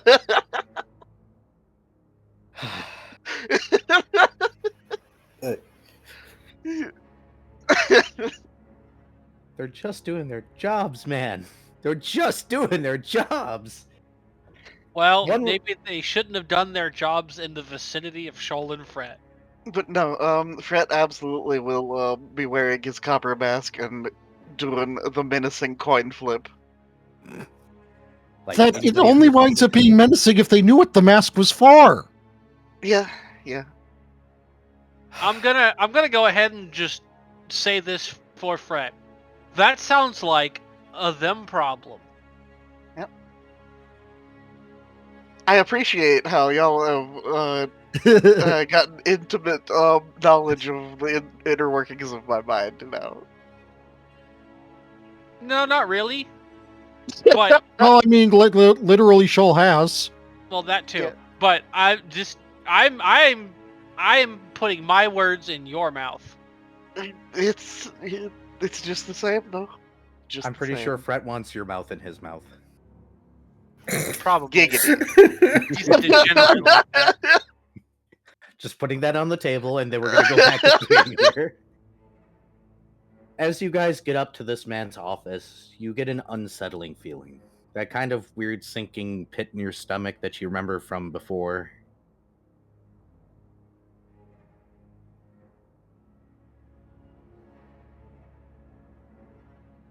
Nobody's really in this hallway. Do you want to open up the door? Last is going to open up the door. May I make a strength check to see if I pull it off its hinges? You may. I would like to cast the player spell Predict Body. Oh god. Oh. That is sad. That is only a 12. Yeah, you would have had to roll much higher. But you do slam it open, and it thunks against the wall as you step in and you find the office is been stripped of literally everything except for the furniture. On the desk, a single piece of paper facing up. Let me guess, it says something like "nice try." No, it says, wrong location. I quit. Good. Face palm. You can see the letterhead here says from the offices of Senator, whatever his name was here, and lacks his crest. To his home, then. Assuming he hasn't fled like the coward he is. So this man is a senator who is a weak-spined coward. I'd like I to will- preemptively use my punishment feat. I was just going to call him Senator Weakleg, Oh. or Leg Weak. Leg weak. Eh. Lame. All right. You know, the opposite of Armstrong. Punishment feat granted. All right, you guys are going to head to his house, the house that was broken in before. You get up to the large abode, the gates that once had armed security all over the place. Doesn't. The gate is open for you already.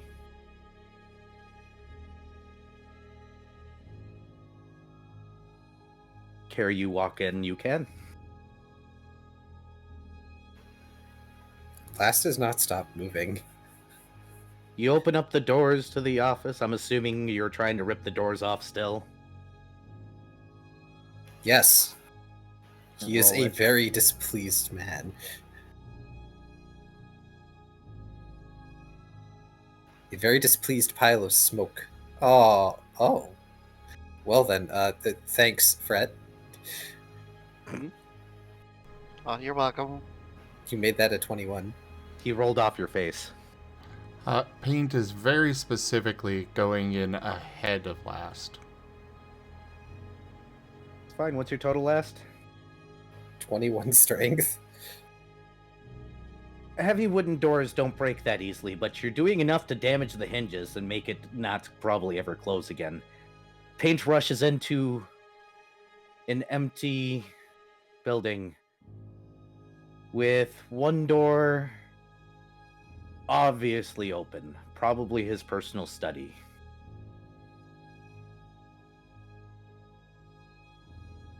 Knowing that you guys are still moving forward, since I'm assuming this isn't going to stop last from marching upstairs to see whatever nonsense is going on here,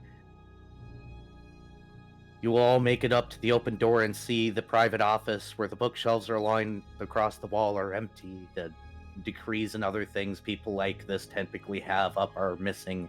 Everything's missing except for on the desk is a calendar with 60 days.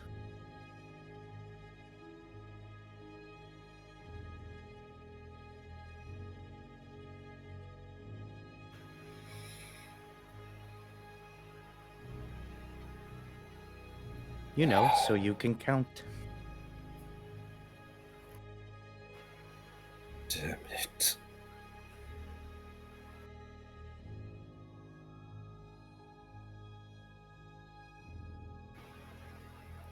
Of course he'd be gone. Of course he'd be gone. Why would they get in contact with you if this wasn't already dealt with?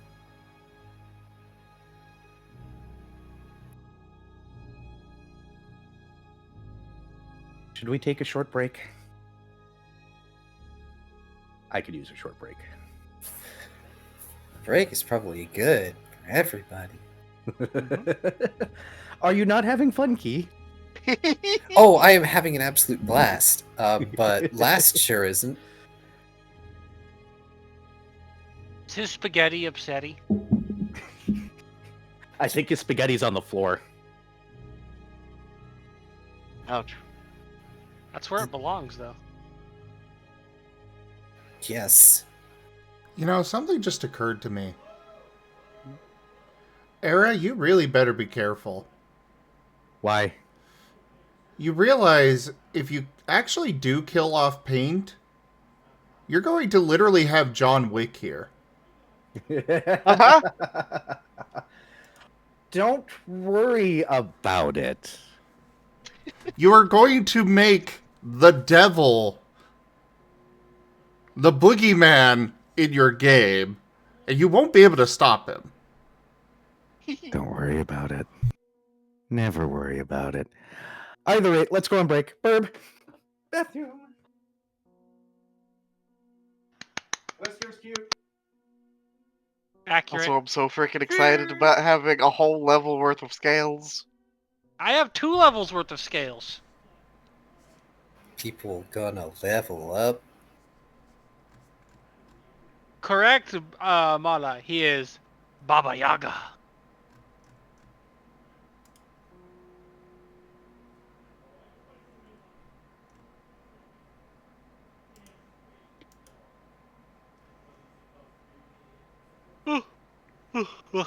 Yeah. This is such a tough choice. I'm not Do even I get- looking. Oh, Like, I have not pulled up the ranger level list. Nothing. I will worry about that later. Remember how this session was called Slice of Life? Me just gesturing stiffly around at everything with displeased face. More like the slice and dice of life. Hee hee.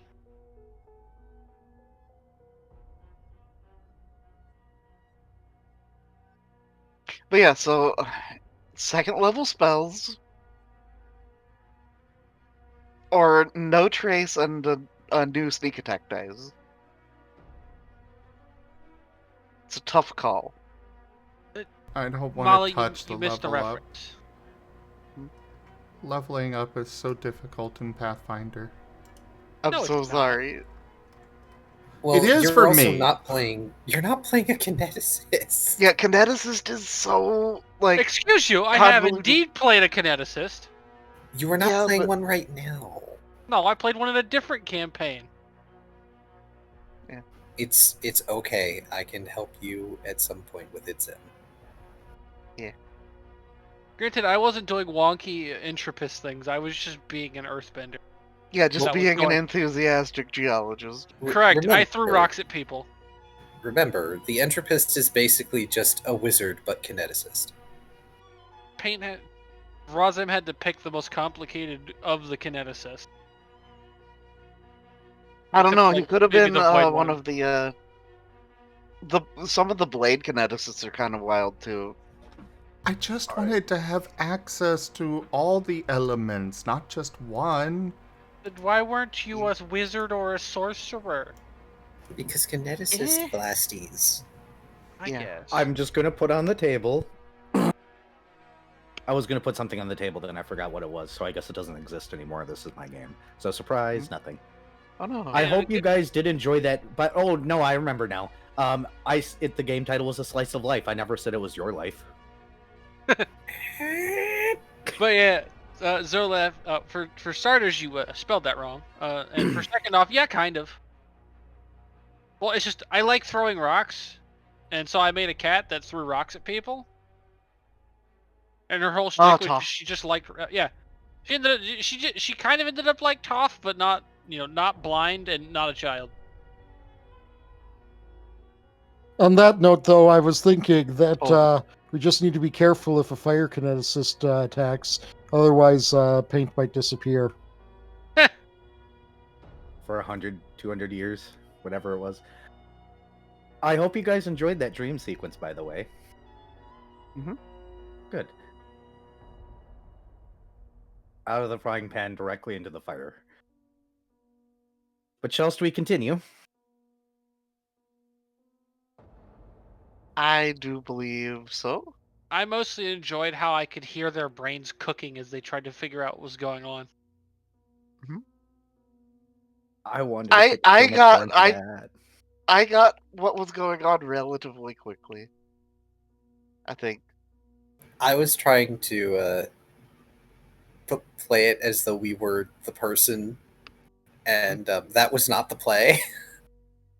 Yeah, I mean, I was kind of like trying to figure out how long it should be taking me to realize that we're in weird, fucked up dreamland. As quickly as you wanted. They were all going to play anyways. Yeah, you could have all realized from the start. It wouldn't have changed anything. Also, seriously, I've had this like recurring thing in dreams as of late that I've found like I absolutely cannot type in dreams, presumably because the language dependent center of the brain is not the part of the brain that's being accessed while dreaming, which is also related to why I was like, okay, I'm going to try to find something to read. I am unfortunately one of those people that practice lucid dreaming to try and make nightmares stop. So I've absolutely tried this the stabbing myself to wake up thing. It doesn't work. Oh. Yeah, I was thinking about some other wake up from a dream things, but they might have been a little bit more intense, and that might not have Been stream yeah, okay. so I kind of refrained. Y'all still did jump off a moving bus. Yeah. All right, Key, you there? Fret was done. Yes, I'm here. Okay, Zem's here. Yes. You didn't want to have the conversation with a nice little old lady? Nope. See, here's the weirdest thing about me and lucid dreams. I have had a number of dreams where, to put it in as like most sensible terms I can, realizing I was dreaming is part of the dream's script. As I said, those are based off of real nightmares I've had, so enjoy. But yes, on the desk is a single calendar. Number 1 clearly marked on the front of it. Looks like there's about 60 pages.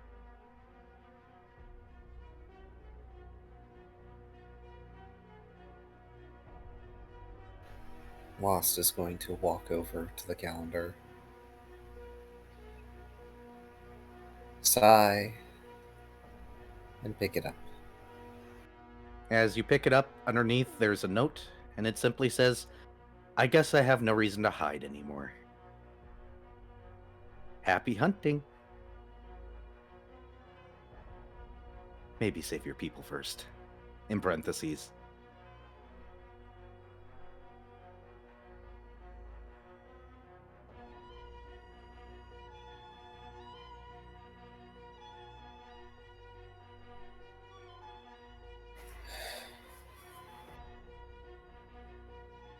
But who knows how long that would take.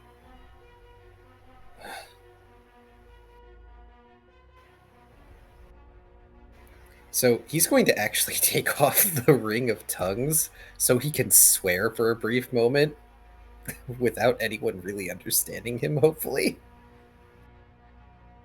The thing is that is everybody else wearing the Rings of Understanding? Uh-huh. Yep. Yeah, so everybody understands that he just cussed. Paint.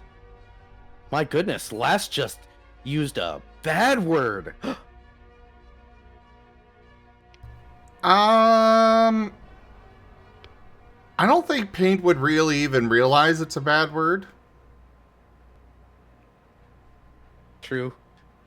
But you could imitate it and be funny as heck. Oh, absolutely. The first time you talk, imitating Daddy.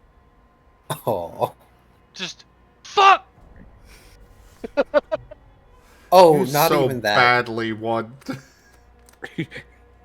No longer barks, just uses that word. Fuck, fuck, fuck, fuck, fuck, fuck, fuck. No, this is like a super specific expletive. You know how like there's the pirate insults? Kind of like that. That level of specificity. Is it making the council throw up right now in Lilo and Stitch? Yes. I was thinking of Red versus Blue, a shizno. Ooh, hey, we're streaming, man. Dang. Way to make me feel old. What are you guys doing in this empty office?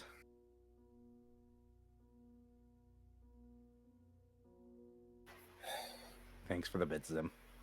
I would like to roll a perception to see if there's any hidden bullshit. Go for it. Paint is going around keeping an eye out for, again, you know what. Yep.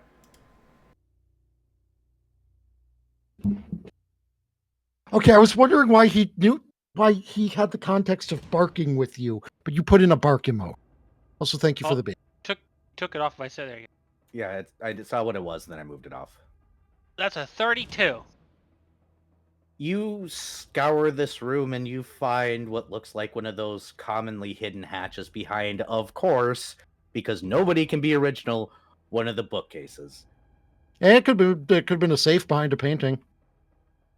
There are no paintings left.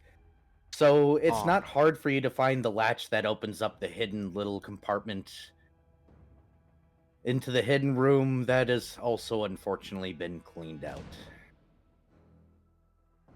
It looks like there's a room or some sort of stairwell. You're assuming that's an escape method right there to sneak out of here covertly if he ever needed to. But it probably just leads somewhere in town. Grr. The weird part is that it's well painted in here. Want to guess what kind of paint was used? Not the one in our party. Oh, let me guess. Silver Let's paint. do some. No, Lead. lead. Lead-based paint.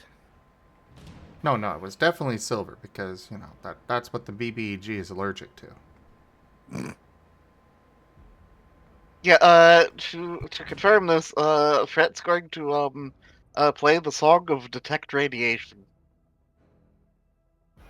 Oh, right, everything's radiative except for lead. So no, you detect no radiation because lead is a stable element that doesn't deteriorate. Yep. Random science facts in Nerdville, because let's face it, we're nerds. Yeah, because there's generally some semblance of ambient radiation everywhere except for lead. Isn't it like some cadmium radiation or something? Cadmium is the element you detect that proves that everything. No, it's actually carbon. Maybe. Oh. Carbon itself irradiates. But lead is the byproduct of most nuclear reactive things, such as uranium, plutonium, etc., etc. When they are done irradiating, they turn into lead. Mullah screaming because he learned a thing. Haha. All right. Well, Lost is only vaguely aware that the others are doing things at the moment, and that stuff is shuffled around. He's been staring down at this calendar and the note that was under it for a good bit. All right.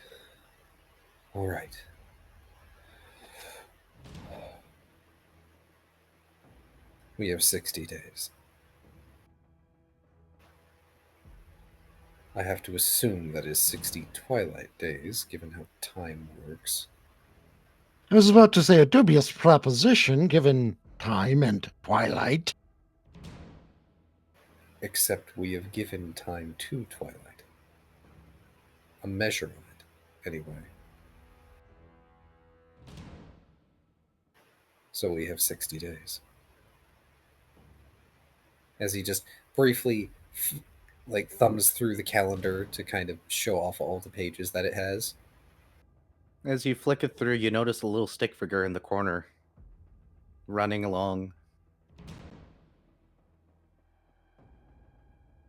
gives you a brief flashback of the hallway zooming past you so fast that the images on the side made a stick figure run. Fret will scribble out, "Oh, it's a flip book," and will hold out his hand for the calendar. Lost rolls his eyes, hands over the calendar. He's not going to object. Fret will do the hold the calendar in one hand and run a thumb along the Pages. pages to make it flip. Yep, you get that little stick figure in the corner. The calendar does go from 1 to 60. Little running stick figure running along. And repeats the process several times to show Lost, and then hands the calendar back. Whether they were bored or they're just mocking us. He's going to pocket the calendar in his jacket. What's more frustrating is that recommendation that I should try and save my people first. As if the citizens of Twilight aren't also my people. Fret will scribble out, unless that's who he's talking about.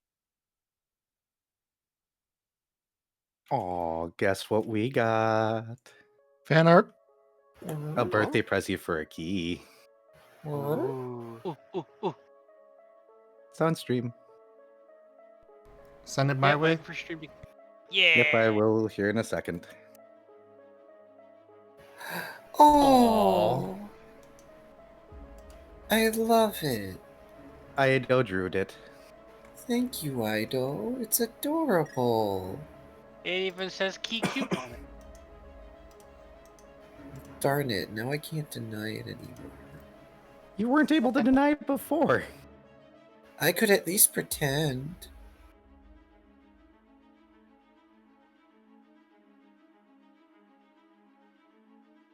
It's so cute. Duh, because it's of you. Yeah, it had to be cute.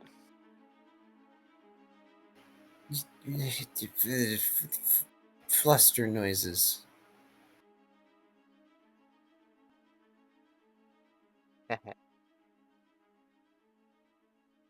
Funny.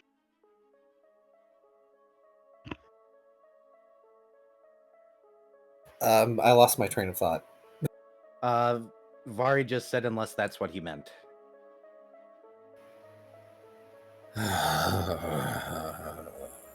Just growly sighing, shoulders sagging, slouching posture. Paint is immediately bowling over last. Thump. To the floor with him. Many, well, I guess mass clicks.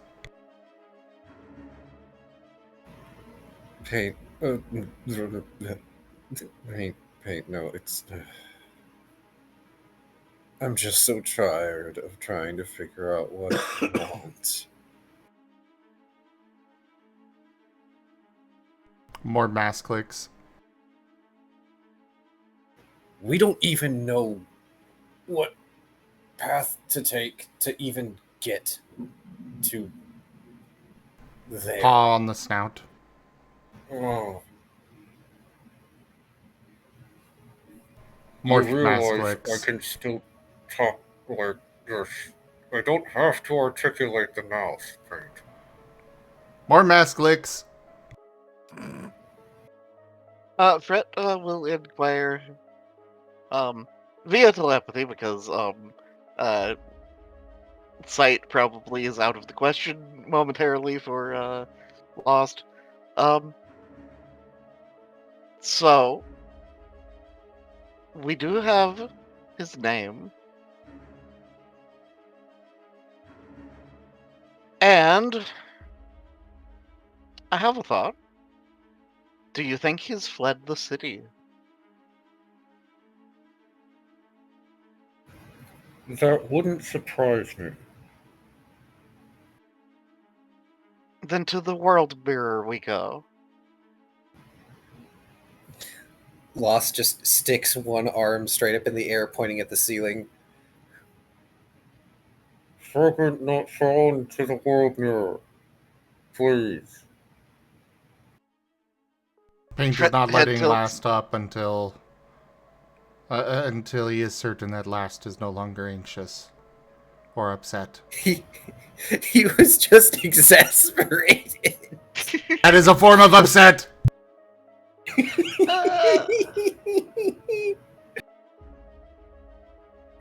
Also, I absolutely didn't catch that you said last. Yeah, I Perfect. didn't either. He said fragment not found to the world mirror, please. Okay. Yeah, Fred just turns on his heels and heads out. I'm assuming Paint's gonna let Last up sooner or later, right? As soon as he is certain that Last is no longer upset.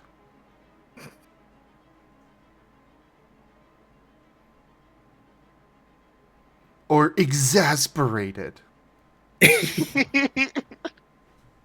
You are getting loved until the pain stops. Hold still and be loved. See, You are it's at being this loved, point- do not resist. Exactly. It's at this point that Lost would make the attempt to lift up the doggo so he can move. Roll a CMB versus Paint's CMD. Wait, no, just Oh paint wait, him the hold on, top you one. can't. Paint I does not can't. move! I was gonna say, you can't. But I was gonna make him roll for it before, just going, nope, doesn't work. Oh, I knew he couldn't. I wasn't even gonna bother with a roll unless you made me. Just attempts. Attempts again. Attempts a third time. Arms drop to the floor with a pair of thugs. Please let me up, Paint. No. He is looking at you, squinting. He's You are going to being start using- happy, fine, do not resist. He is going to start using his legs and tail to try and just drag himself along the floor to start moving, because he does not want to lay here forever. Paint is positioning his legs so that Last cannot do that. Just flop. So, Key, I've got a question for you. Yes. So if I just lay here, would you lie with me and just forget the world? If only he could. His anxiety and dutiful nature prevents that. More legs. Those two are going to be there for a while. Got it. He's just... It's not even necessarily helping. It's just like, please, I want to go. This is causing me anxiety. Yeah, but if he says that... then I the don't want to bad deal with boy- Sad Pupper round 3. Don't make me waterboard the dog right now. I don't have the If energy. bad boy happens again, this game's over. No, Zim's just gonna be rolling a new character. Look, at some point, Lost is just going to relent and give Paint pats.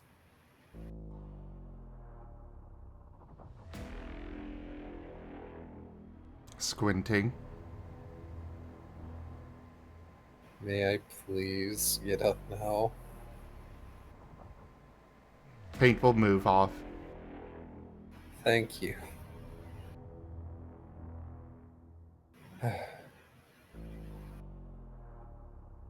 Okay. Points at the open door of the office. Fragment not found to the world mirror. Everybody's gone already. Yeah, Fred's probably just waiting outside, looking confused. His eyes do the opposite of cross-eyed. They all go in different directions as he realizes, oh wait, they already left. Well, now he feels silly. And he's still pointing forward as he marches out of the room. You guys all get down to the street and back to the world mirror and up to it. And you're gonna look for that man, correct? Surveillance. And the world mirror coalesces in front of you all, and it shows you a particular angle of a workshop. You know very well this is not outside of Twilight. You can see him working on one of those time bombs, a very large one. After a few moments, you see his face for the first time as he turns back, smiles up at the angle from where you're looking, tosses on a trilby to, do that one thing where they tip it to you. Milady. You see around him barrels of that God's blood stuff, all black, several weapons already coated, ready to go. He'll pick up a paint bucket as he walks, almost seeming to be whistling, go up a stepladder and paint over your view. Just one eye left that he uses to wink before finishing it up. You would think for an artifact crafted by a god it could get past lead, but no. That would be too easy. Fret, notes, well, it's not even supposed to do what it just did, but it sure did!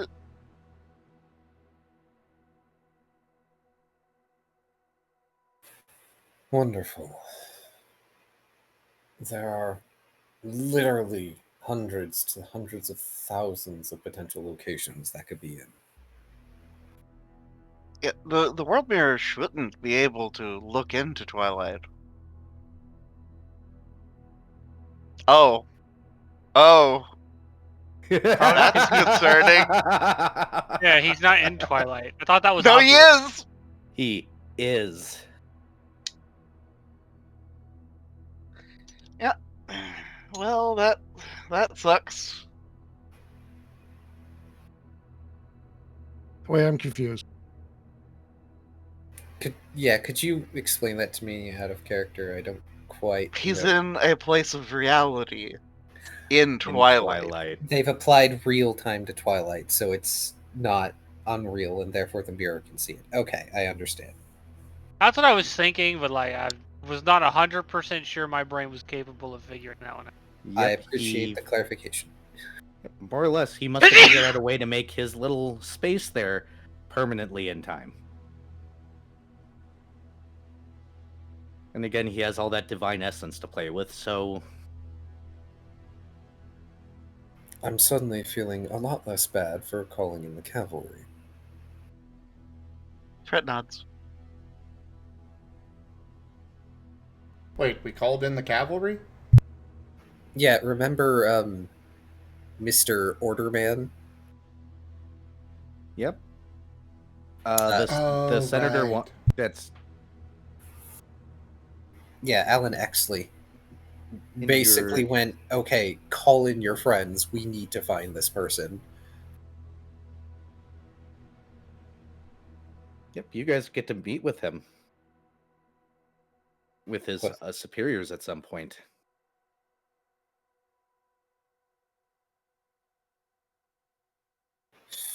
Yeah. Yeah, I don't know when, though. Whenever you guys want. I would strongly recommend sometime within the next days. Oh, I thought you were going to say strongly within the next now. That is very much Hey, something I would say. That is reasonable. Like, absolutely. Me and Shoal do have a bar fight to get to. Maybe take the night off. You realize that they cannot take the night off. Betty's going to be there. Yeah. Brett and Shoal are not taking the night off, but they're taking the night off. They're taking the night in. I was saying taking the night off for the rest of y'all. Yep. Those two are in for an experience. Well, before that, Shoal will be going and getting his level. Smart idea. Or rather, his um, 2 levels. Yeah, Sam for Frit. Volt, you should be able to get 2 levels from this. Catch up to Okay, I will everybody. definitely be doing that as well.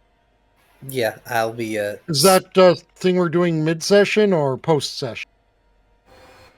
You can do it now. I'm not planning on any sort of combats or anything, but Oh, you can do it in okay. the background because you guys are kind of at a dead end right now. You got a meeting.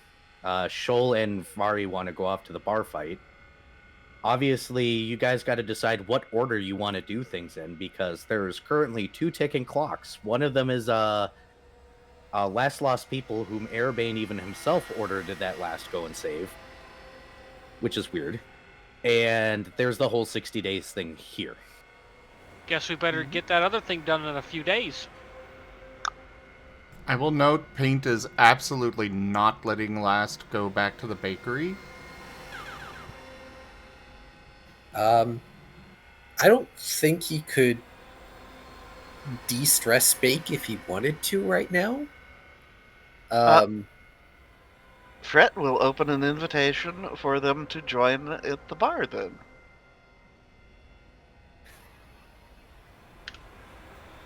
This is probably the weirdest thing for Fret and Shoal to hear out of Last's non-existent lips.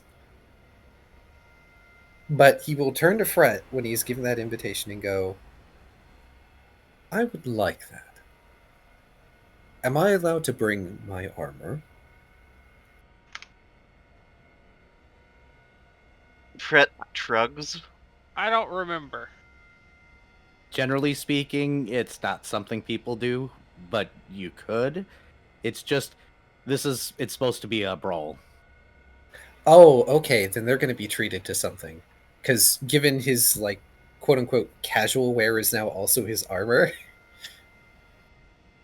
Ah. So, yeah, Oh, so what you're saying is we get, sexy nude Last doing nude wrestling. I didn't say nude. Yes, please. I'm sure you would, Yes, please. as I hold up my hand in 2 directions. Erabain's here. He could just. I'm kidding. I mean, if he wants to watch the bar fight, he's free to. Depends how much clothes is he gonna take. I'm kidding. Y'all. Are you, though? Cute. Indeed cute. Hmm. So it sounds like you guys are going to a bar fight. Going to a Correct. barroom blitz. Are you going to, Dr. No. Volt? No. Where are you going? Dr. Volt is, well, that particular lab is still being set up, so he can't do much Magitech toys. But he's, I don't know, gonna go try to work on developing some sort of time detector. Interesting. We're gonna get back to that. We'll touch on That's that in a actually a moment. good idea. I'm gonna be right back really quickly because I've got a scene to run that is ready, but it's gonna take me. So Yay! Okay, I'm going to take a minute to go start dinner and also... While he's stepping away, your birthday present is being worked on, Key. Ooh. I've been seeing it in the background of your stream. I am very excited. I'm not sure it'll be done in time, but it will be done. That's okay. Thank you so much.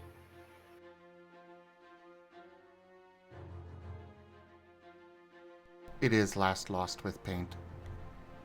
Aww. Precious.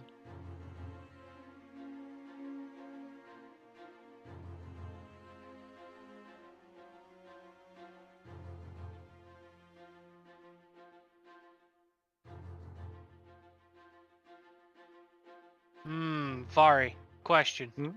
What? I get another favored enemy type.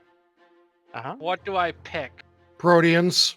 Yeah, absolutely. Unfortunately, Oh wait, it has to be I can the pick type. outsiders, but it only counts for native outsiders.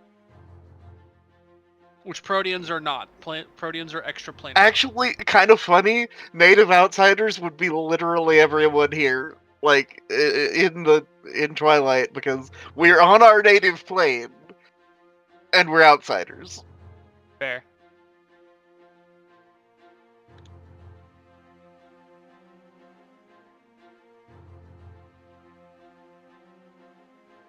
Because my other options are aberration, dragon, magical beast, or undead. Ooh.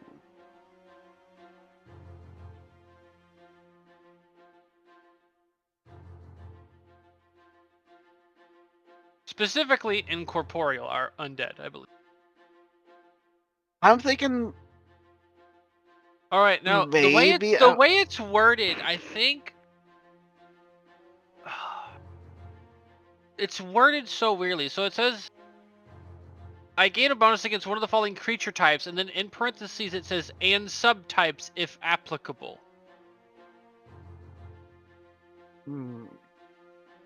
And for outsider, it has outsider and then in parentheses native. So that just means I'm good against all outsiders, including native ones, which perhaps that doesn't normally work with. Well, here, let me see. It's a thing you can click on.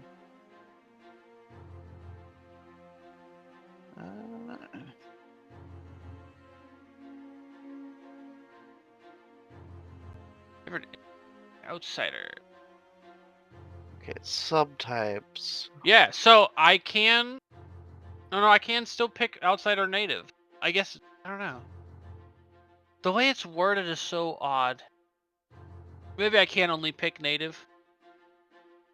Or alternatively, there is that little, the little last little bit of the description that says, a GM may choose to alter this list for the purposes of their campaign. True. I will ask Arrow when he gets back. Speaking of, where are my dice? I need to roll HP. Same, times 2. Yep. What even is my...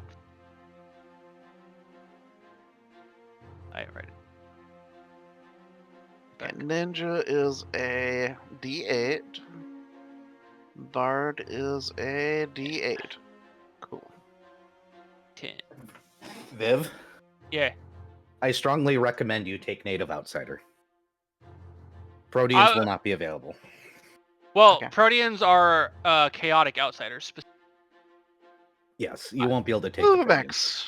Okay. But native outsider? I can't pick Protean, but Yeah. an option Rangers normally get is outsider chaotic, but the wording for Yokai Hunter makes me wonder if I can only pick native outsider or what.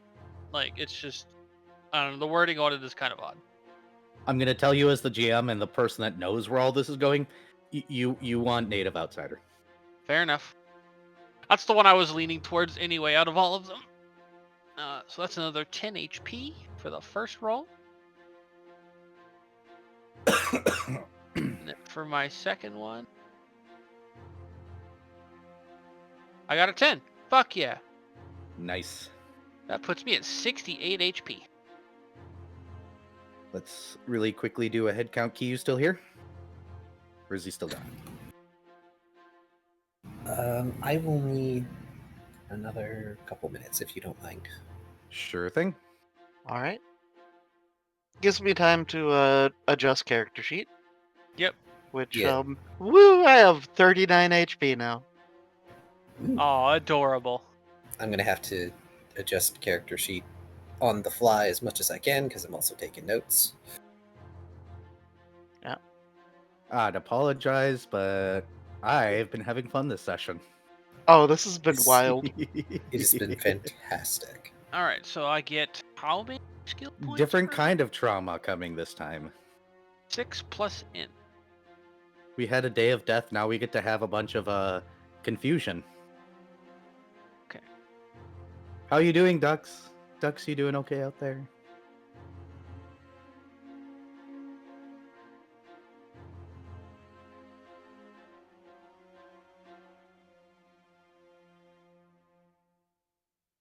Oh, I wish that there was more than one special thing on the tracker, because I have so many different resources now.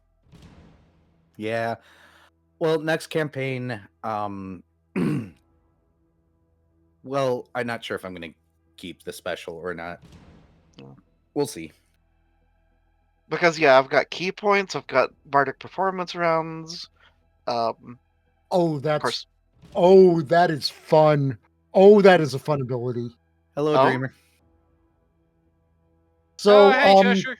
at 6th level, Artificer gets an ability called Meta Magic Science. Oh boy! So, you know how a wand has, say, for example, 50 charge. Mhm. What if you were to use more than one charge at once to, say, empower the spell Uh-huh. or quicken the spell? Add That Metamagic sounds speak to fun. wands. Well, that That goes really sounds well fun. with that little toy I gave you recently, huh? At 6th level, an Artificer gains the ability to apply a meta magic feat he knows to a spell trigger item, such as a wand. He must have the appropriate item creation feat for the spell trigger item he is using. Using this ability, he expends additional charges from the item equal to the number of effective spell levels the meta magic feat would add to a spell. Ah. So I can quicken a spell by spending 4 additional charges of the wand, empower it with 3, silently cast it with 2, etc. That is so good. And I So get we should all be us. at level 6 now then? Yeah. Yeah. Yes. So that's a feat and an And- attribute point, right? Unless you've spent a significant amount of sales on something else. Yep. No on the feat and the point. Those come at the feats come at odd levels. The attribute points come at 4 and 8. Okay, so I get a feat No. because I gained 2 levels. Oh yes, then you do. Yeah, sorry. Yeah. Tell me Those gaining more than one level, because you reach level 5, you will be getting a feat. Yep. Holds knife. Wait, so how much does it cost to buy a 5th and 6th level? A total of 10,000 because We've we got- had a free level. Yeah. So we're basically going from 3 to 4, which is 4,000, and 4 to 5, which is 6,000. So a total of 10,000 seals. Oh, yay, max HP.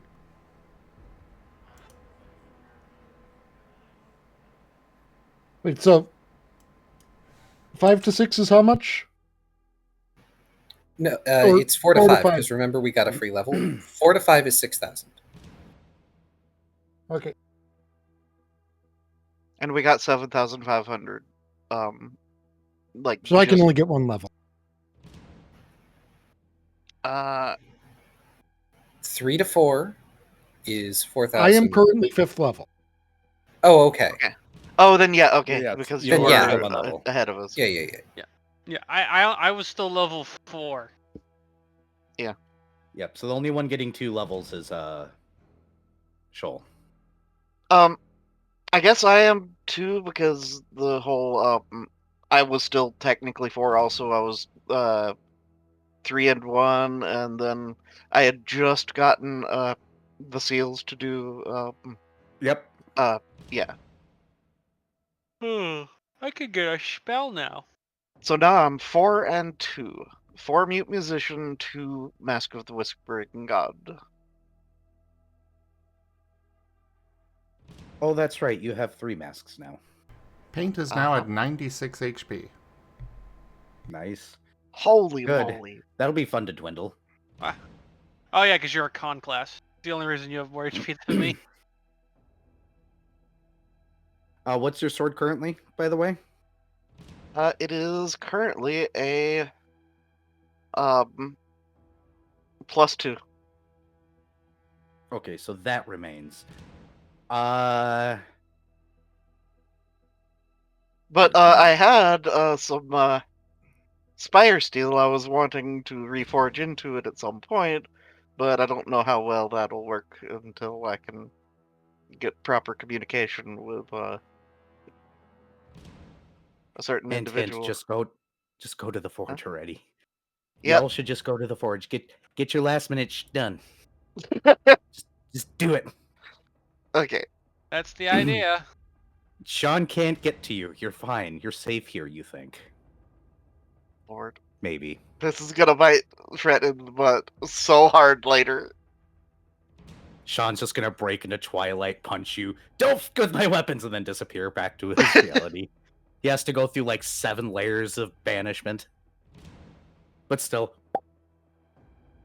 I don't know what spell I want. First level ranger spells are kind of mid.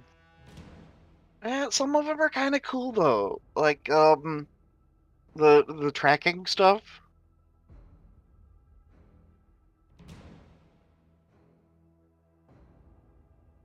What, telling your creature's appearance by footprint? No, the what is it? Replay tracks, or is that a different level? That's a different level. Okay. I think that's level 2. Yeah, that's level 2. I got level 1 spells. Okay.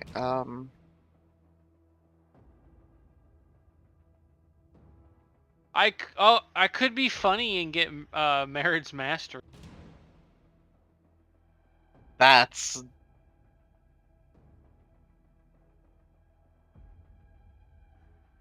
huh. Yeah, that is funny. But that only really works if I'm fighting people in the water. Yeah. Forget it. I'll just grab Keep Watch. Oh, okay. I can get that at least.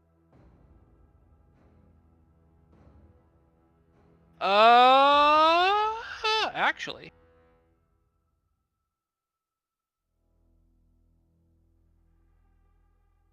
That moment when you realize that you have not updated your attack bonus in multiple levels. Oh, That's, Oof. No. that's the second thing I move other than my HP every time I level up. Also, Hunter's Howl I think is what I'm going to grab instead. hey, hear me out, Viv. What? Cheetah's sprint. Or did I? Yeah, but look at Hunter's Howl, Vari.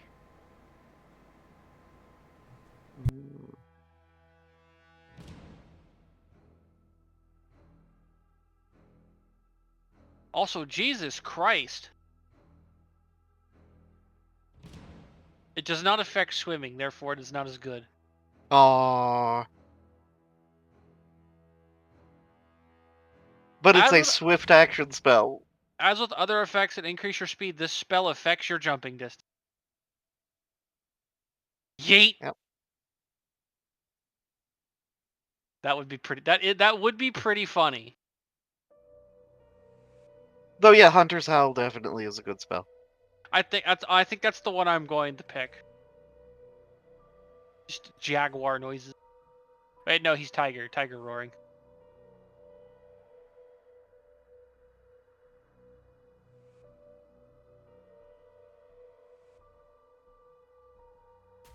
Alrighty. We ready for bar fight scene? Close as I'm gonna get now that I've got fancy new things. Possibly. Let me finish doing my stuff. So favored yokai. This I think I'm at +4 now. Ooh, hiccups.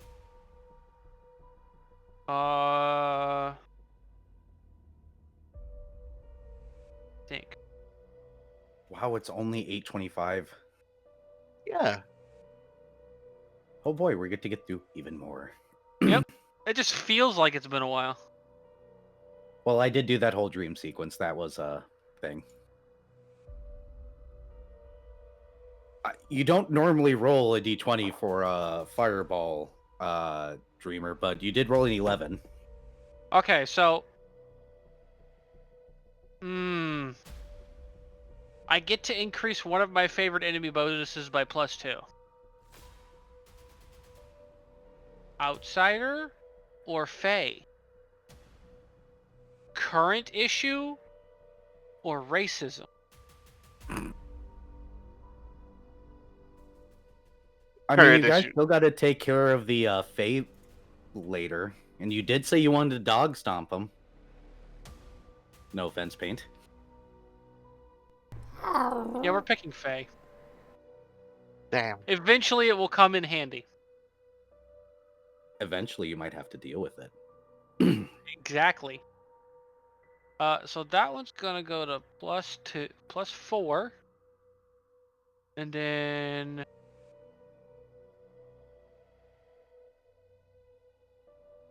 outsider give. Okay. What else did I get? Hunter's Bond. Cool. I can give people my bonuses, by the way, now. Deet. Neat. So, So you guys are making your way to the bar. Except for Volt. Paint, you're going as well? yep. Paint is still very concerned about Last Lost and won't let Last Lost out of their sight. Understood. As you guys walk in, you find that the tavern is filled with people. To a degree where it's normally only standing room only. Except for Betty's table. She isn't wearing that nice red dress she said she was going to wear. She's wearing a tank top and sweatpants, and she looks pissed for some reason. The moment you guys walk in, one of the chairs gets pushed out. There's a circle of chalk around it. You get the feeling, Shoal, that she saved you a spot, but seeing others, she'll just simply look over at another table and stare until people awkwardly get up and move chairs to her table for you all to sit. The tavern is decorated with Christmas lights and nice little things, and Tooth is back there being very bouncy, handing out drinks. Merrily shouts out, "What will you be having?" Whiskey. "Whiskey it is," he will say as he happily pours the drinks. There's an Oh. awkward silence and an awkward shifting going on in here past Tooth's happy bouncing about. Go ahead. Important question. Mm-hmm. Are any of the Christmas lights within Paint's reach? No, they're along the ceilings. Okay. This place is about to be a brawl. He wasn't going to leave weapons down and within easy reach. Okay, good. Paint's not getting electrocuted today. You can eat Christmas lights later. Funny. It's so quiet and awkward in here. You also happen to notice a TV. One of those old TVs on a metal stand like everybody had back in high school, or some places had in high school, I should say. The VHS player, the straps on it, holding it down behind the bar. Tooth doesn't even leave behind his counter. He seems to push the drinks just beyond and points at somebody, and then they will pass the drinks to the table. You notice a slight shimmering as the drinks pass through. He's nice and safe back there. Nothing can get through. No wonder he's so happy. He gets to just watch. It's awkward and it's silent. Anything you guys want to do while you wait for whatever's about to happen here? Fred, is going to, take off his nice new muzzle and, stow it away in his pack. Understood. Anybody else? And we'll do the same for his weapons. Yeah, Lost is going to fold up his weapons and stuff into his coat, set it aside. He's still got his shirt on. And his gloves. Should Shoal take his gloves off or not? Is the question. Yes. Fine. Shoal will take off his acid gloves. You all do the smart thing and de-weaponize. I mean, this isn't Shoal de-weaponizing. This is Shoal becoming minorly less lethal. It's That's as most of the close. party. Yeah.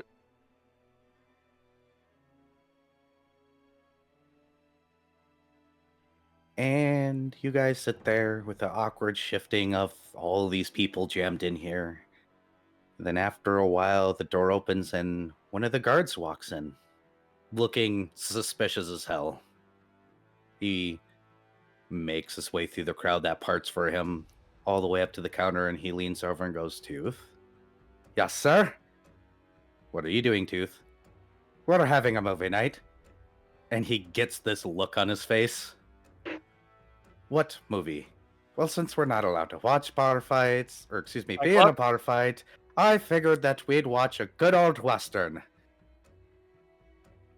He squints. Wouldn't want to violate the noise parameters, though, so why don't you guys close the shutters? Everybody close the shutters. A bunch of people stand up and start closing the newly installed window shutters from the inside. There we go. We're just going to enjoy a nice, loud movie. I'm so happy that he took my advice. And he smiles. And the guard looks suspiciously around the room. That whole, y'all better not be up to trouble thing. Hoists his belt a little bit. Paint's putting his cop hat on. And of course, Lost is just going to wave at his fellow guard with a smile. He squints. Shoal Fine, squints Tooth. back. Fine. No trouble, he points at the shark who smiles even wider. Have a nice day, officer. I'd offer you a drink, but you're on duty. The guard squints a little bit longer than, does that whelp I better get out of here stride towards the door, looking over everybody with that suspicious look. Shoal is looking at him suspiciously. Then he'll walk out and close I the know door. you're up to something. So, Fret will actually pull out his sitar and head over kind of close-ish to the doors. And we'll scribble out on his chalkboard. I'm keeping it quiet. Please don't punch me while I'm doing this. You see a bunch of people awkwardly shift slightly away from you, like that's going to help at all. And when Fred's just gonna kind of be doing the musician preparatory leisurely plicking at his sitar. But once things begin, Fred is going to be performing Symphony of Silence. We'll get your go ahead and get your profession or your Perform perform check rolled, please, while Tooth will wait several moments after the door closes and then saunter up to the video player and look up at the crowd and be like, all right, everybody, remember, not to break a window. If you break a window, you're a dead man. Kind of. As dead as I can make you. I'll eat you.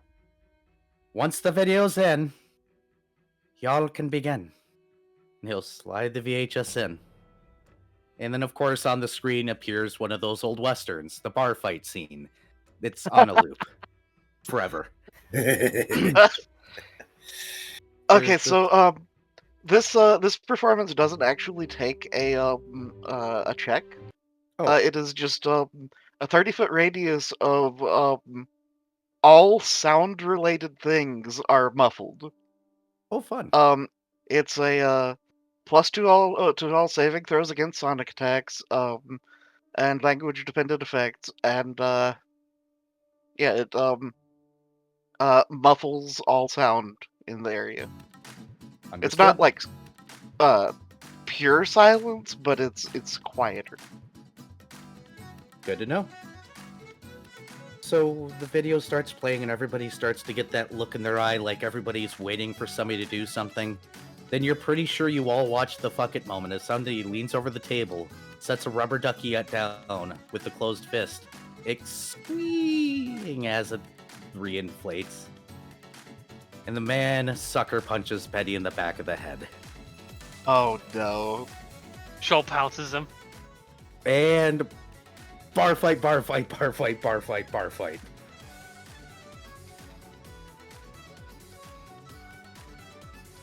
Because there's no way in heck I'm going to run a 60 NPC bar fight.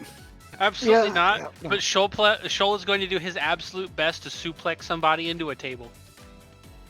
Oh, shit's Yeah. going to be destroyed. You know, the best part here is Paint had no idea what this even was going to be.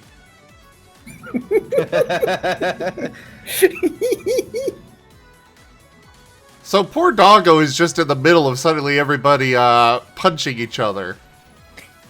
Yes, including Last. Oh yeah. As soon as things start, Last is going to take off his shirt because that's armor, and so this big shadow lion man is just in the fray, decking people left and right. Also, Shoal is yelling out stereotypical pirate one-liners while he is fighting people. Of course. You have to now. Yes. Arr! Avast ye hearties. You smell like a sea cucumber. Punch somebody. So, until interrupted, or 16 rounds, Fret will be performing to make sure that no passerbys realize what's going on in here. You're going to get interrupted. Okay. Unfortunately, there's that whole this is a mosh pit thing going on, and next thing you know, some guy's ass is in your face. Oh, Jesus. So, Yeah. Paint's going to be using his blasts. He's not sure what's going on. All he knows is suddenly people are punching Last. He is responding with lethal force. Oh, no. Also, for the record, Someone- he has water element right now. So he also has the Shroud of Water, which means that his AC is increased. Nice. Oh, that's great. it's fine. I'm just gonna say that you guys are going at it, you all are going to get damaged. Poor Paint is completely lost in this madness of what the hell's going on. And it's one of those things that it gets to the point where there's only like 3 or 4 people actually standing before it calms down. And then you get Paint's probably shocked when suddenly everybody's laughing, including the people on the ground. Paint is so confused. Who wants to roll d20s to see whether or not they're up or down? Bet. Okay. Well, I rolled a mean, Paint's got his damage, his DR and stuff, so That's not gonna mean here. I'm gonna tell you that much right now. Betty is in the fight. Betty Oh, yeah, can- Betty's fists count as adamantine for damage resistance. Yeah, And magical. Ah. Betty's fists don't give a shit about your damage resistance. There's a couple people here where their fists don't give a shit. If I get Betty's with one hands more are level, rated E mine for won't be there. everyone. Exactly. Exactly. Dang. Well, 19 on the die. 13 for me. Same. I rolled a Hey. 9. Wow, so believe it It or got- not, It got, Shoal is... it got stuck in the fucking crevice again. Aw, Shoal is the only one that's actually downed. To be fair, Shoal was specifically jumping into the biggest amount of fights he could at once. Yeah, so it probably makes sense that you find Shoal on the floor. Shoal at one point in time suplexed somebody into a table, and somebody went great idea and suplexed him to the table, and that was the end of Shoal for the time being. He did spend every available moment on the ground tripping people with his tail though. I'm just The rest of imagining you- Paint is on Betty's table, and because of his belt, it does not move at all. Nope. The table doesn't move. Here's the fun thing. Remember that chalk line that she drew around a chair? That chair has remained untouched. Nobody crossed the circle. That was the safe chair. Oh, hang on. I thought somebody drew a chalk circle to make an arena. No. No, Somebody it was drew a- a chalk circle around the chair. It was Betty saying, "Don't cross this." Yep. Well, Shoal sat in it at first because he just assumed that meant it was for him. It was. Because he is friends with Betty. That was the "Don't cross this." Nobody crossed that the entire fight. Everybody starts laughing as Paint is still barking aggressively at everyone. And he is slowly stopping his barking and just looking more and more confused. Fret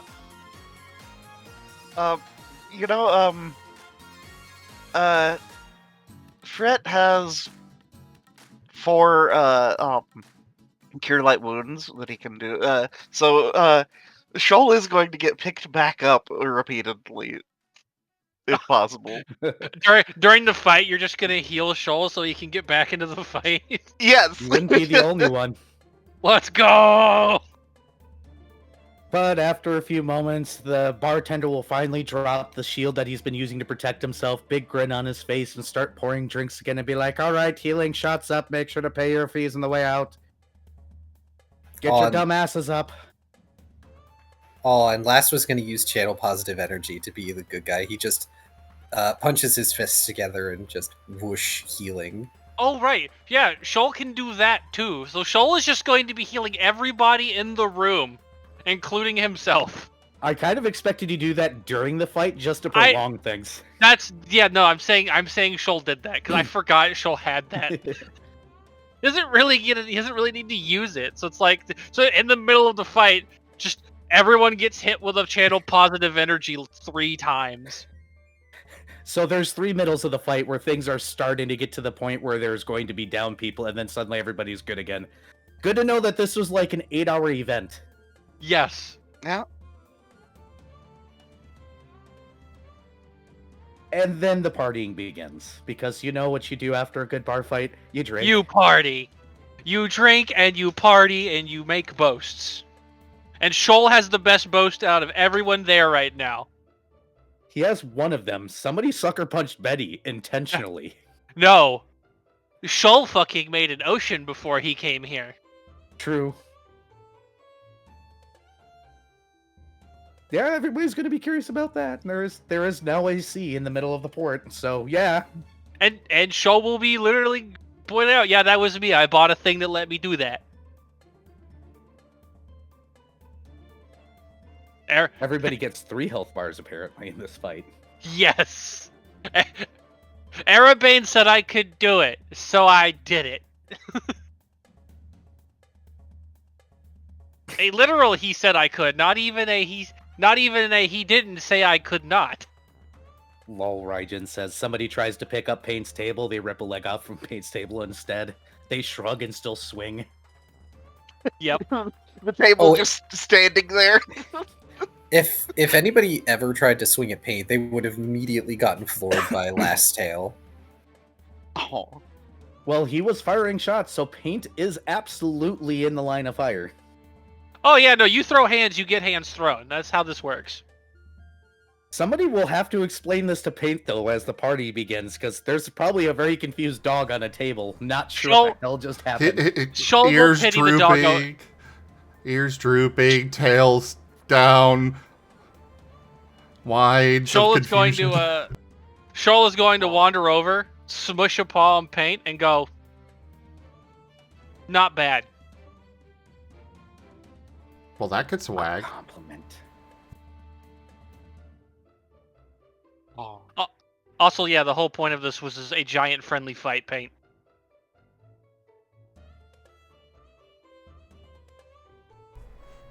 He thinks for a moment, and then gives a sneeze. So he understood. Okay, cool. And now that Well, yeah. now that the fight is Dogs, over, we now do party play and have a fighting. good time. Dogs do Yeah. play fighting as pups.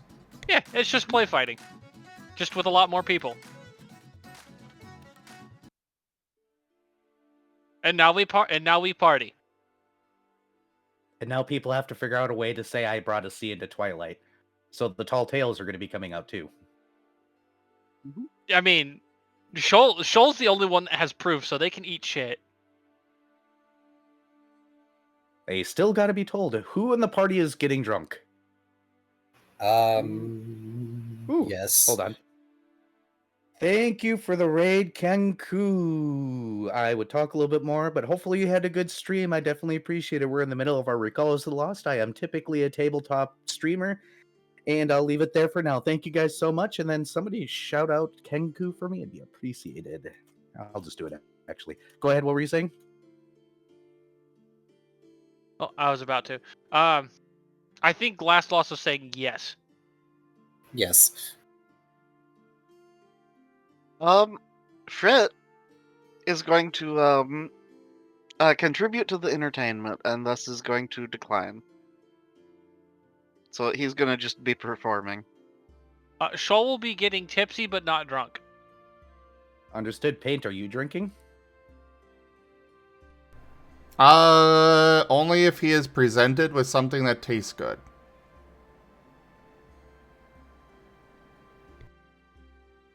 Well, that's subjective. Roll percentile for me. Also, what does paint consider good? That's why I said it's subjective. Something fruity in general. 59? I had a feeling. Somebody's going to offer you something called a Scooby snack. Oh no! He will sniff it. It And then smells eat it. like fruit and bananas. He will absolutely eat it. Yeah, so Scooby Snack is a shot that uses things such as 99 bananas and other liqueur with whipped cream and stuff.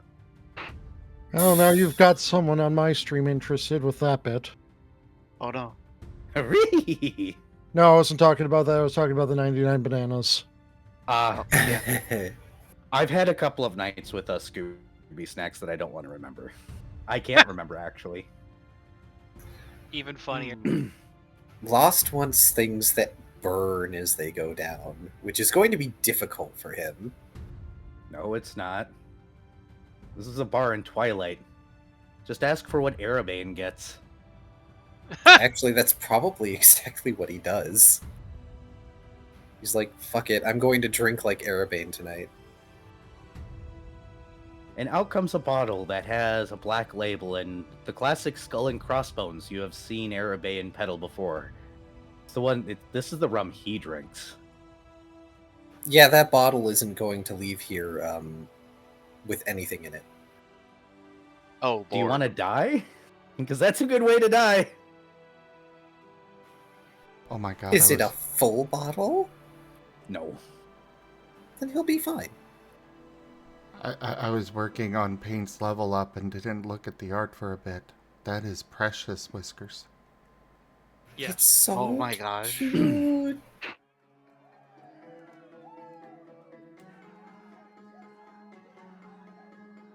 Yeah, a Scooby Snack sounds like something I would like too, Regin.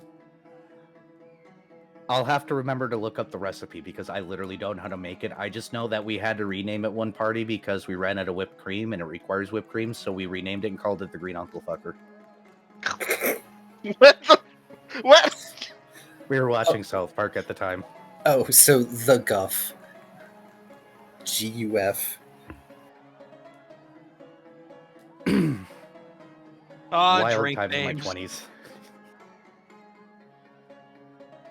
Okay. Drink names never disappoint.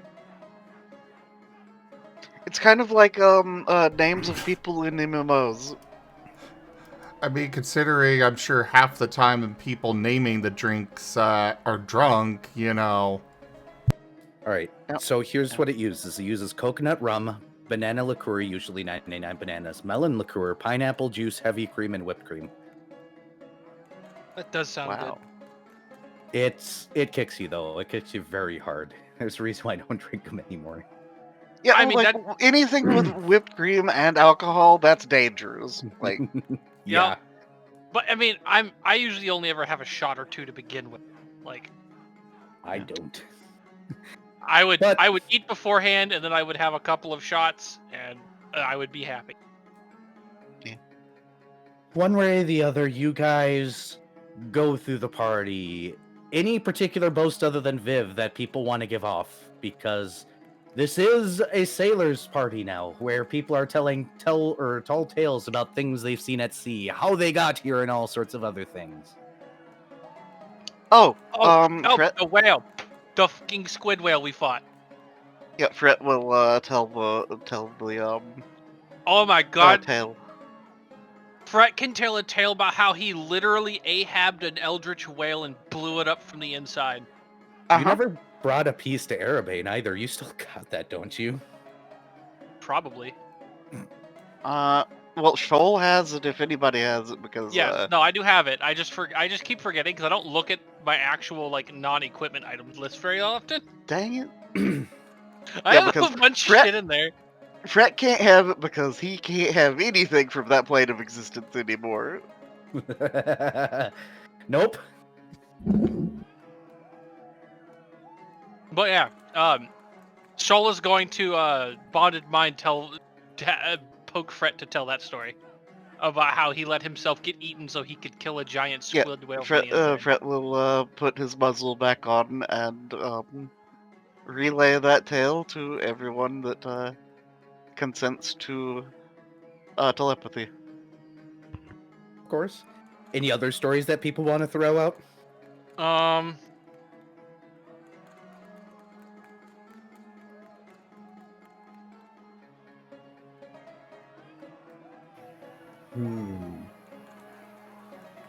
I don't think Paint has really achieved anything.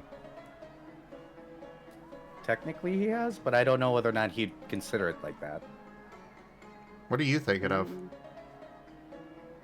You were in that whale fight too. Oh. Yeah, Yeah, but you Fret would- was the one that killed it, so Fret's the one that gets to tell the story. You all fought dinosaurs in that one planet. Oh yeah, the one. Well, I think that was our first mission with Paint, wasn't it? Yeah. Anyways, you don't have to tell truthful stories. This is a sailor's bar. You can start making shit up. Anyway, yeah, Fret is going to tell a story from when he was, back on his home world before he came to Twilight. It was a absolute free for all ocean race. Only. You mean Shoal? Yeah, You said Shoal. Fret. I was talking about Fret a minute ago. It's still in my.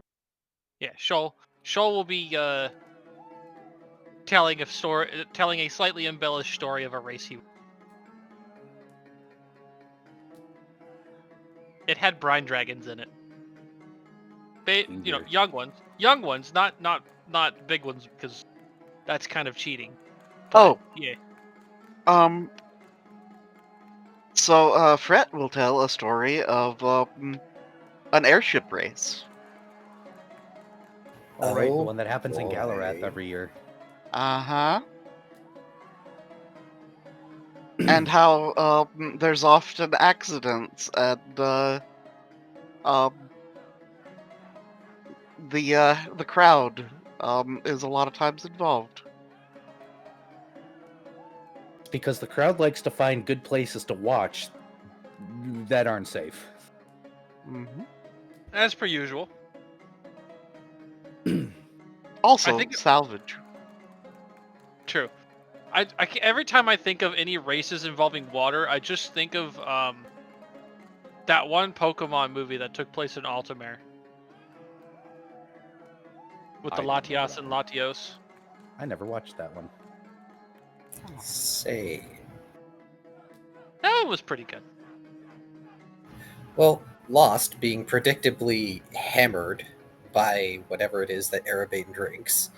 It's alcohol, a poison to ensure that dragons can get affected by alcohol, an additional poison that makes you susceptible to alcohol, and 3 layers of other poisons that have some effects, like absinthe. He's immune to Oh, the majority Lord. of it himself, but he needs it to feel anything. Oh, fun. Boy, it sure is good that I have a mercy for sickened and divine health. Yes. Yep. You're gonna need it. Morning's gonna come like a brick to a window. That window being your skull. It's fine, I'll have my lay on hands back. Get bricked, nerd. But yeah, being predictably hammered, he's going to tell a story about how he put a hole through a mountain back on his homeworld. He got to use the fun cannon. Fair.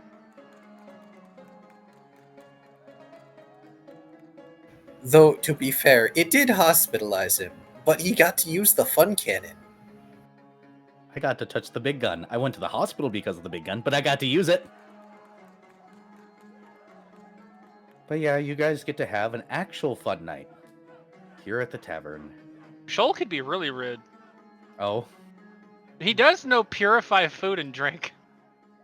That is mega rude. That's insanely rude. That's also something I have access to. Yank Oh. cantrips. I've also What? realized something that paint can do. oh. He could make all of the drinks salty. That's so rude. How do you do that? How Oh, is that could that's the you? kineticist thing? Yes, I realized I could alter, it's, alter water, but, well, it's all got water in it. But I could change, I could change up to 2 gallons per container, just at will, between fresh water and salt water.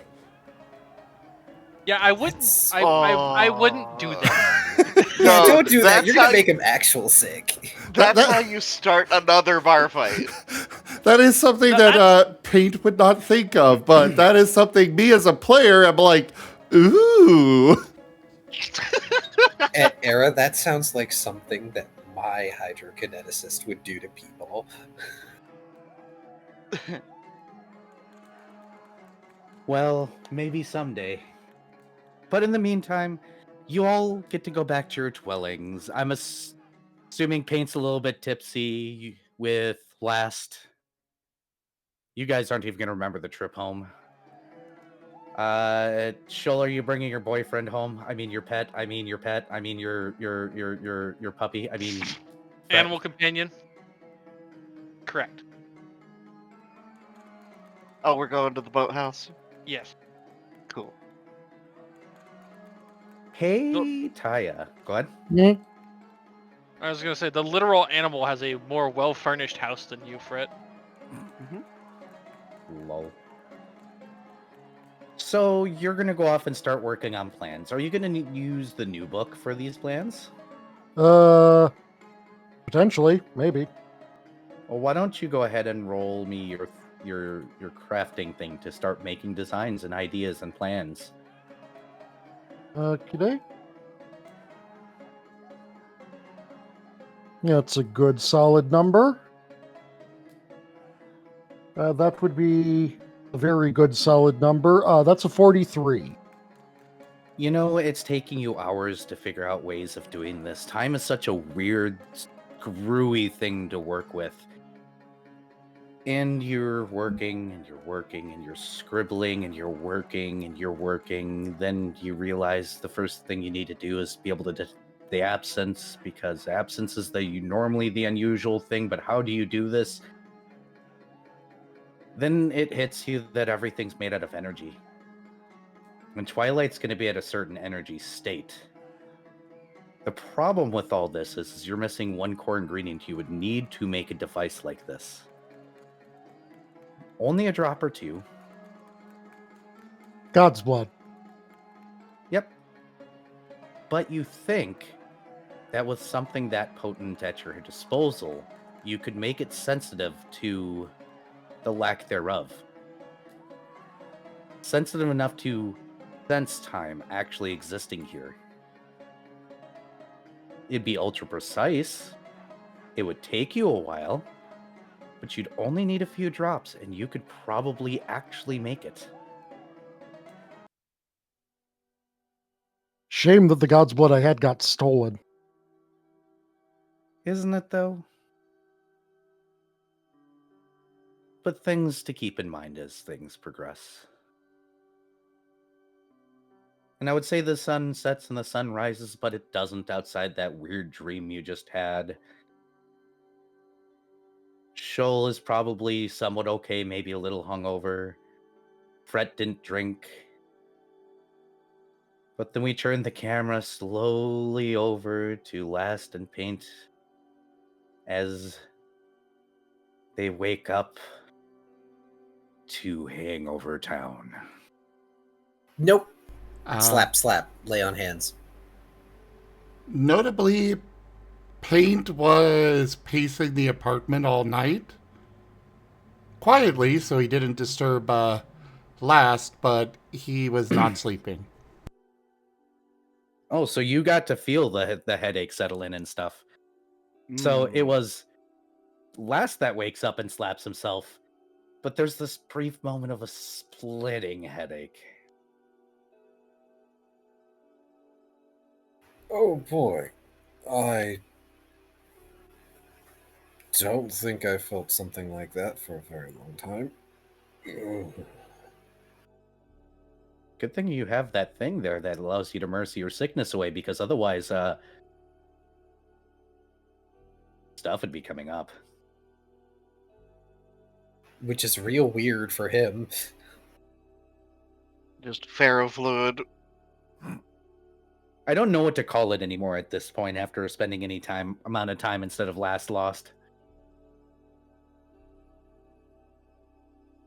That's a grand question, because it was all liquid. And liquid sticks around longer than most other things.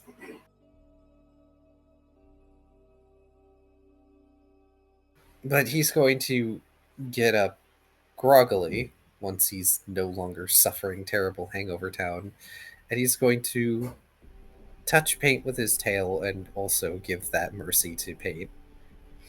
Because he knows Paint drank something. He can't remember. But also he can't remember a lot of things after he took out, half the liquid that was left in that bottle. Paint will jump very high when you touch him. He was looking out the window. So that's how you make him. Go on. You spook him. Are you okay? Did you even sleep last night? He does not answer, just going to another window in the apartment. Paint, what's going on? Because he's going to just sort of shuffle after the doggo. 1 moment, I've got a raptor doing weird things, running around and stuff. Go tend to Raptor.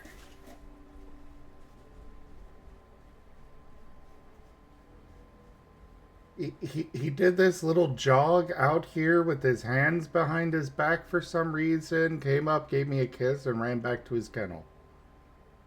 Aww. He is adorable. I hear him giggling in the background. So, sorry, repeat that last?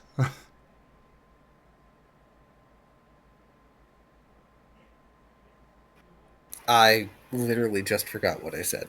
You'd asked Paint if everything was okay. Yes, he shuffled tiredly over to Paint, asking if everything was okay. He looks up at you and nods.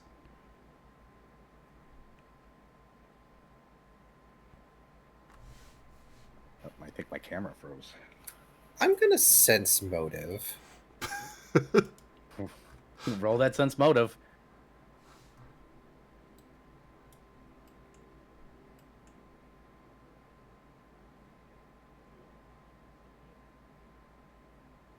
$19 for my bluff. 21 for my sense motive. Oh, you know your doggo's lying. Paint.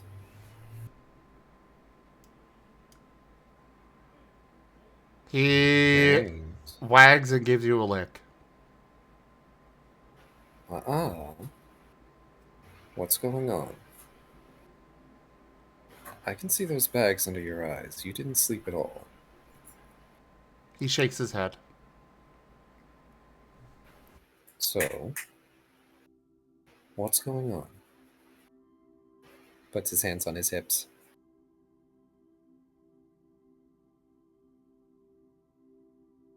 He just shakes his head again.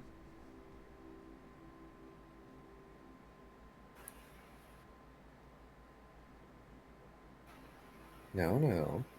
You asked me to share with you. So, he gestures towards paint, making a little, slightly Hydrating circular tears. motion. Somebody redeemed hydrate. Oh, So making sure people know I'm hydrating.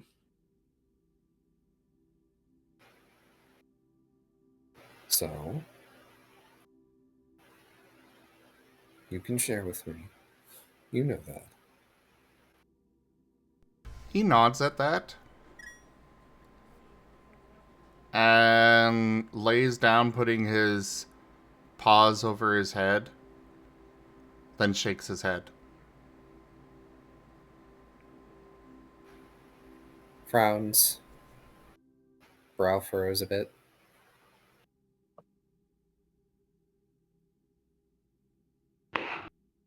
Is this something you can't tell me? He shakes his head and then stops, seems to think, and then nods.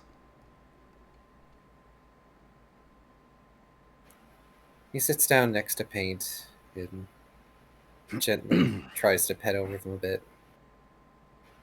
Does this have to do with what we saw yesterday? Nods.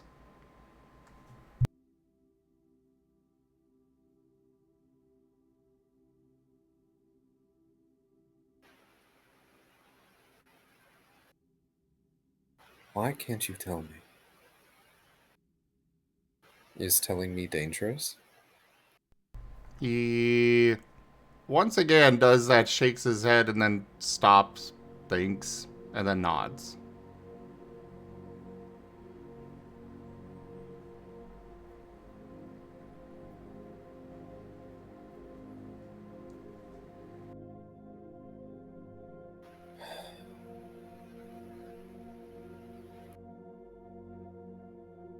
Paint.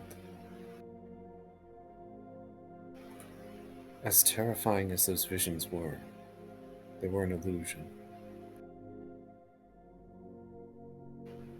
A terrible waking nightmare, to be sure. And yes, it has kernels of truth in it.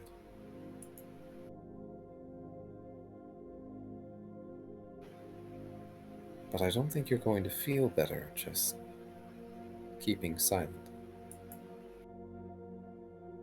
It would help if you told me.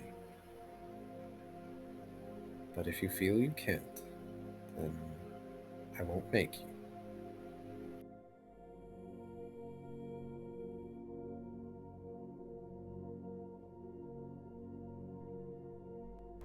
He's looking very upset.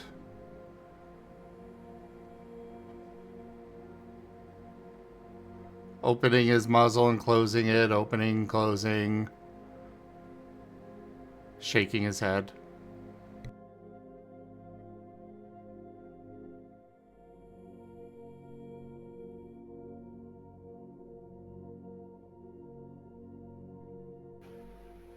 Lost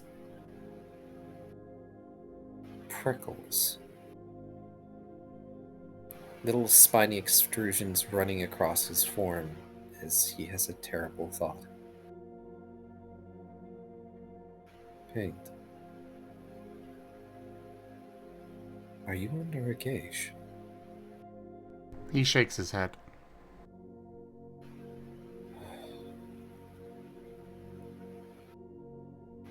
He visibly relaxes.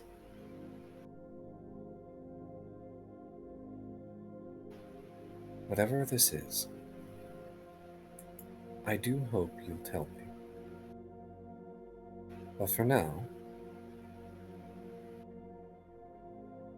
I think it's time to start on our next journey. And there is no better way to inaugurate that than a ride through the field. Okay, he's not thinking of that.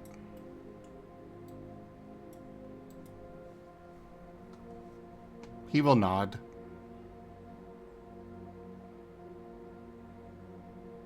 So, day one's going to tick by, and for once, your characters are going to have a completely normal day. You're in Twilight. We know what those two are doing. Anybody else want to specify what they do with their completely normal day? Give themselves a slice of life for one or a few seconds before, well, everything begins to hit the fan in rapid succession.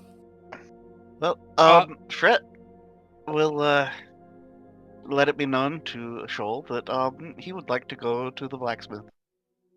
Shoal is fine with this because he has items to pawn off. He's got some leather armor and a few magic items to get rid of. So, Yep, so you... Vari, yes, you're going to be able to forge those metals into your sword. Cool. Yeah, I was, for my, second level bard spell, I was actually going to, pick up a specific thing to, assist with that. Because Fret's gonna do it himself, like, if he can, to some extent. Go ahead and roll your attempt. Because, Beloved of the Forge is the spell that, Fret was gonna pick up. And also, he dumped a lot of points into, craft weapon. Yep. But, roll yeah, away. so, going back to, I think it was a dwarf guy. Kind of. And, The tallest dwarf you've ever seen. Yes, the giant dwarf, or dwarf giant, or something. But anyways, so with Beloved of the Forge Actors, He's this either the is- tallest dwarf you've ever seen or the shortest giant you've ever seen, and you don't know which.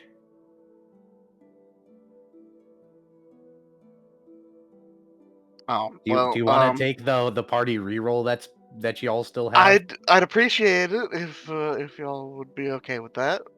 I'm good with it. Yep. Okay.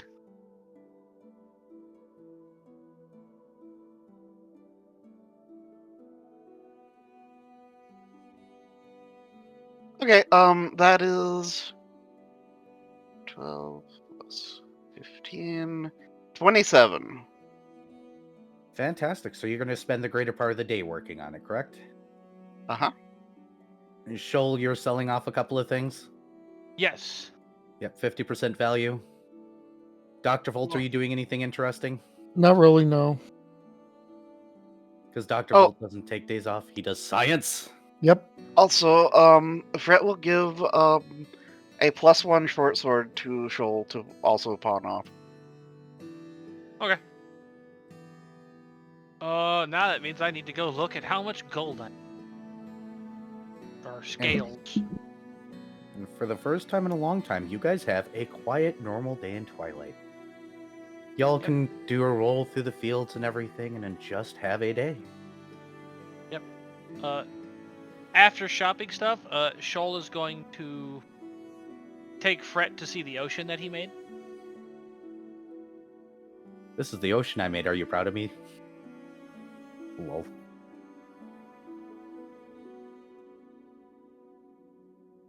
Well, there's now a reason for Shoal to actually get a boat now. True. Paint, then- do you want to do anything with... Oh, go ahead. I would say, and then after that, they're going to Serenity. Oh, they're going on a date. Got it.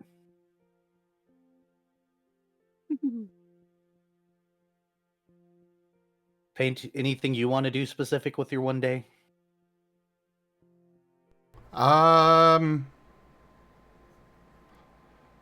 Well, provided I mean, he's starting off going on the ride with Last.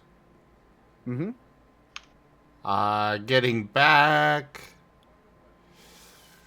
Probably You just could go to following class. Last. Huh? You could go to class. Yeah.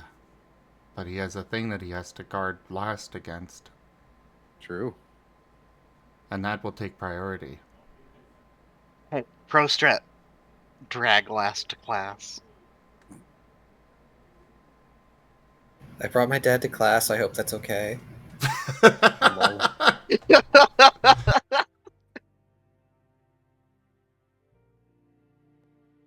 What about Last? Is there anything you want to do on an actually perfectly normal day here in Twilight?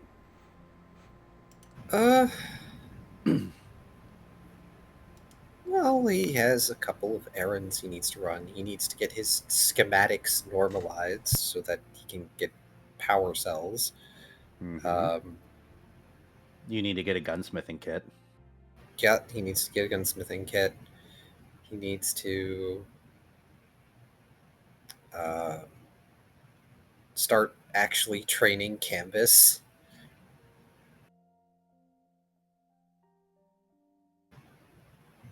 And What a strange horseless horse you're training there.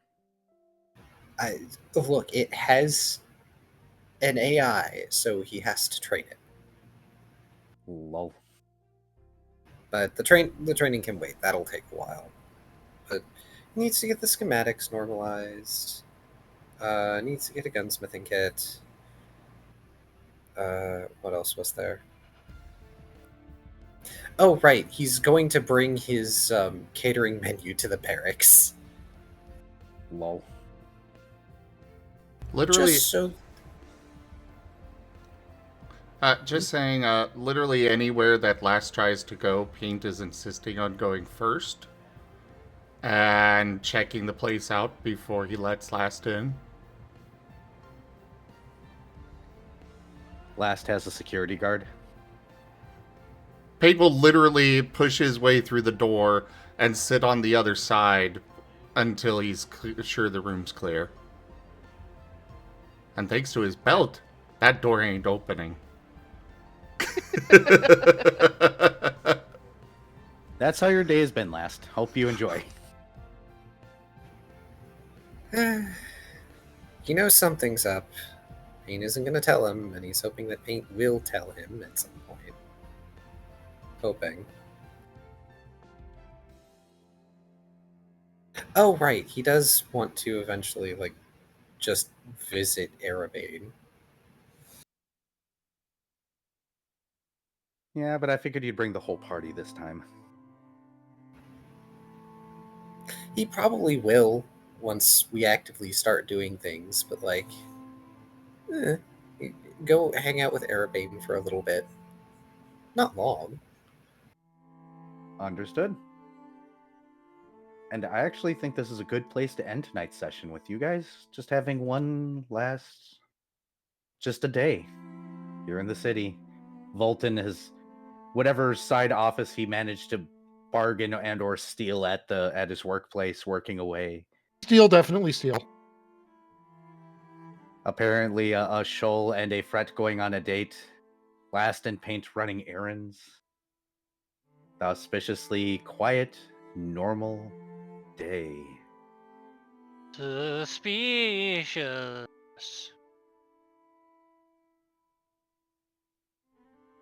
And let me make sure I'm saving the table right away. Overwrite. Mm-hmm. I will say Paint will take some opportunities to study at least. If Last takes a bit with any of those errands. No worries, you can probably take 2 or 3 hours to study. Cool. And then we'll end it here, and we'll see you next week. The calm before the storm, shall we call it? But thank you all so much for watching. I appreciate y'all. If you're over in YouTube land, please hit the subscribe button. Now, if you're over here in Twitch land, hit that follow button. I need somebody to raid before I continue my little exit speech here, don't I? Who are we raiding today? Follow Ira, follow Zim, follow me. Yep. Oneko Taigo, raw_Zim, and drunk_dragon_era. Oh, Raygon's live. I haven't rated him in a while. Let's rate him. Or did I rate him last time? I might have rated him recently. Huh? Actually, I see a better target. I see a Rex. Raid Rex Strider.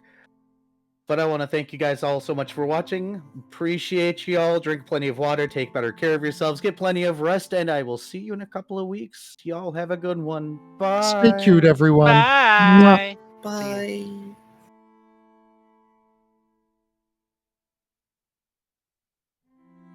Then to watch the raid go off and wreck Zims. And on my end of things, thank you everybody for joining us today for Recallers of the Lost Pathfinder. Check out our website, cgfgaming.com. We've got links for our Discord, Telegram, Mastodon, Blue Sky, Patreon, and more. There on the website, as well as down in the description below through our link tree. Thank you to my patrons, tippers, and subscribers. It is your support that keeps this channel alive and going. I cannot do this without your guys' help and your support, so thank you. Consider becoming a patron over at patreon.com/zgfgaming. It's one of the best ways to support the channel, though you can also do so by sharing the stream around, as well as coming by, hanging out, grabbing packs of cards to stream loots, using our Humble Bundle partner link, or commissioning one of the artists that I manage for. Their details are at zgf.art. But for now, thank you so much for joining, everybody, and I bid you the most fondest adieu. Bye.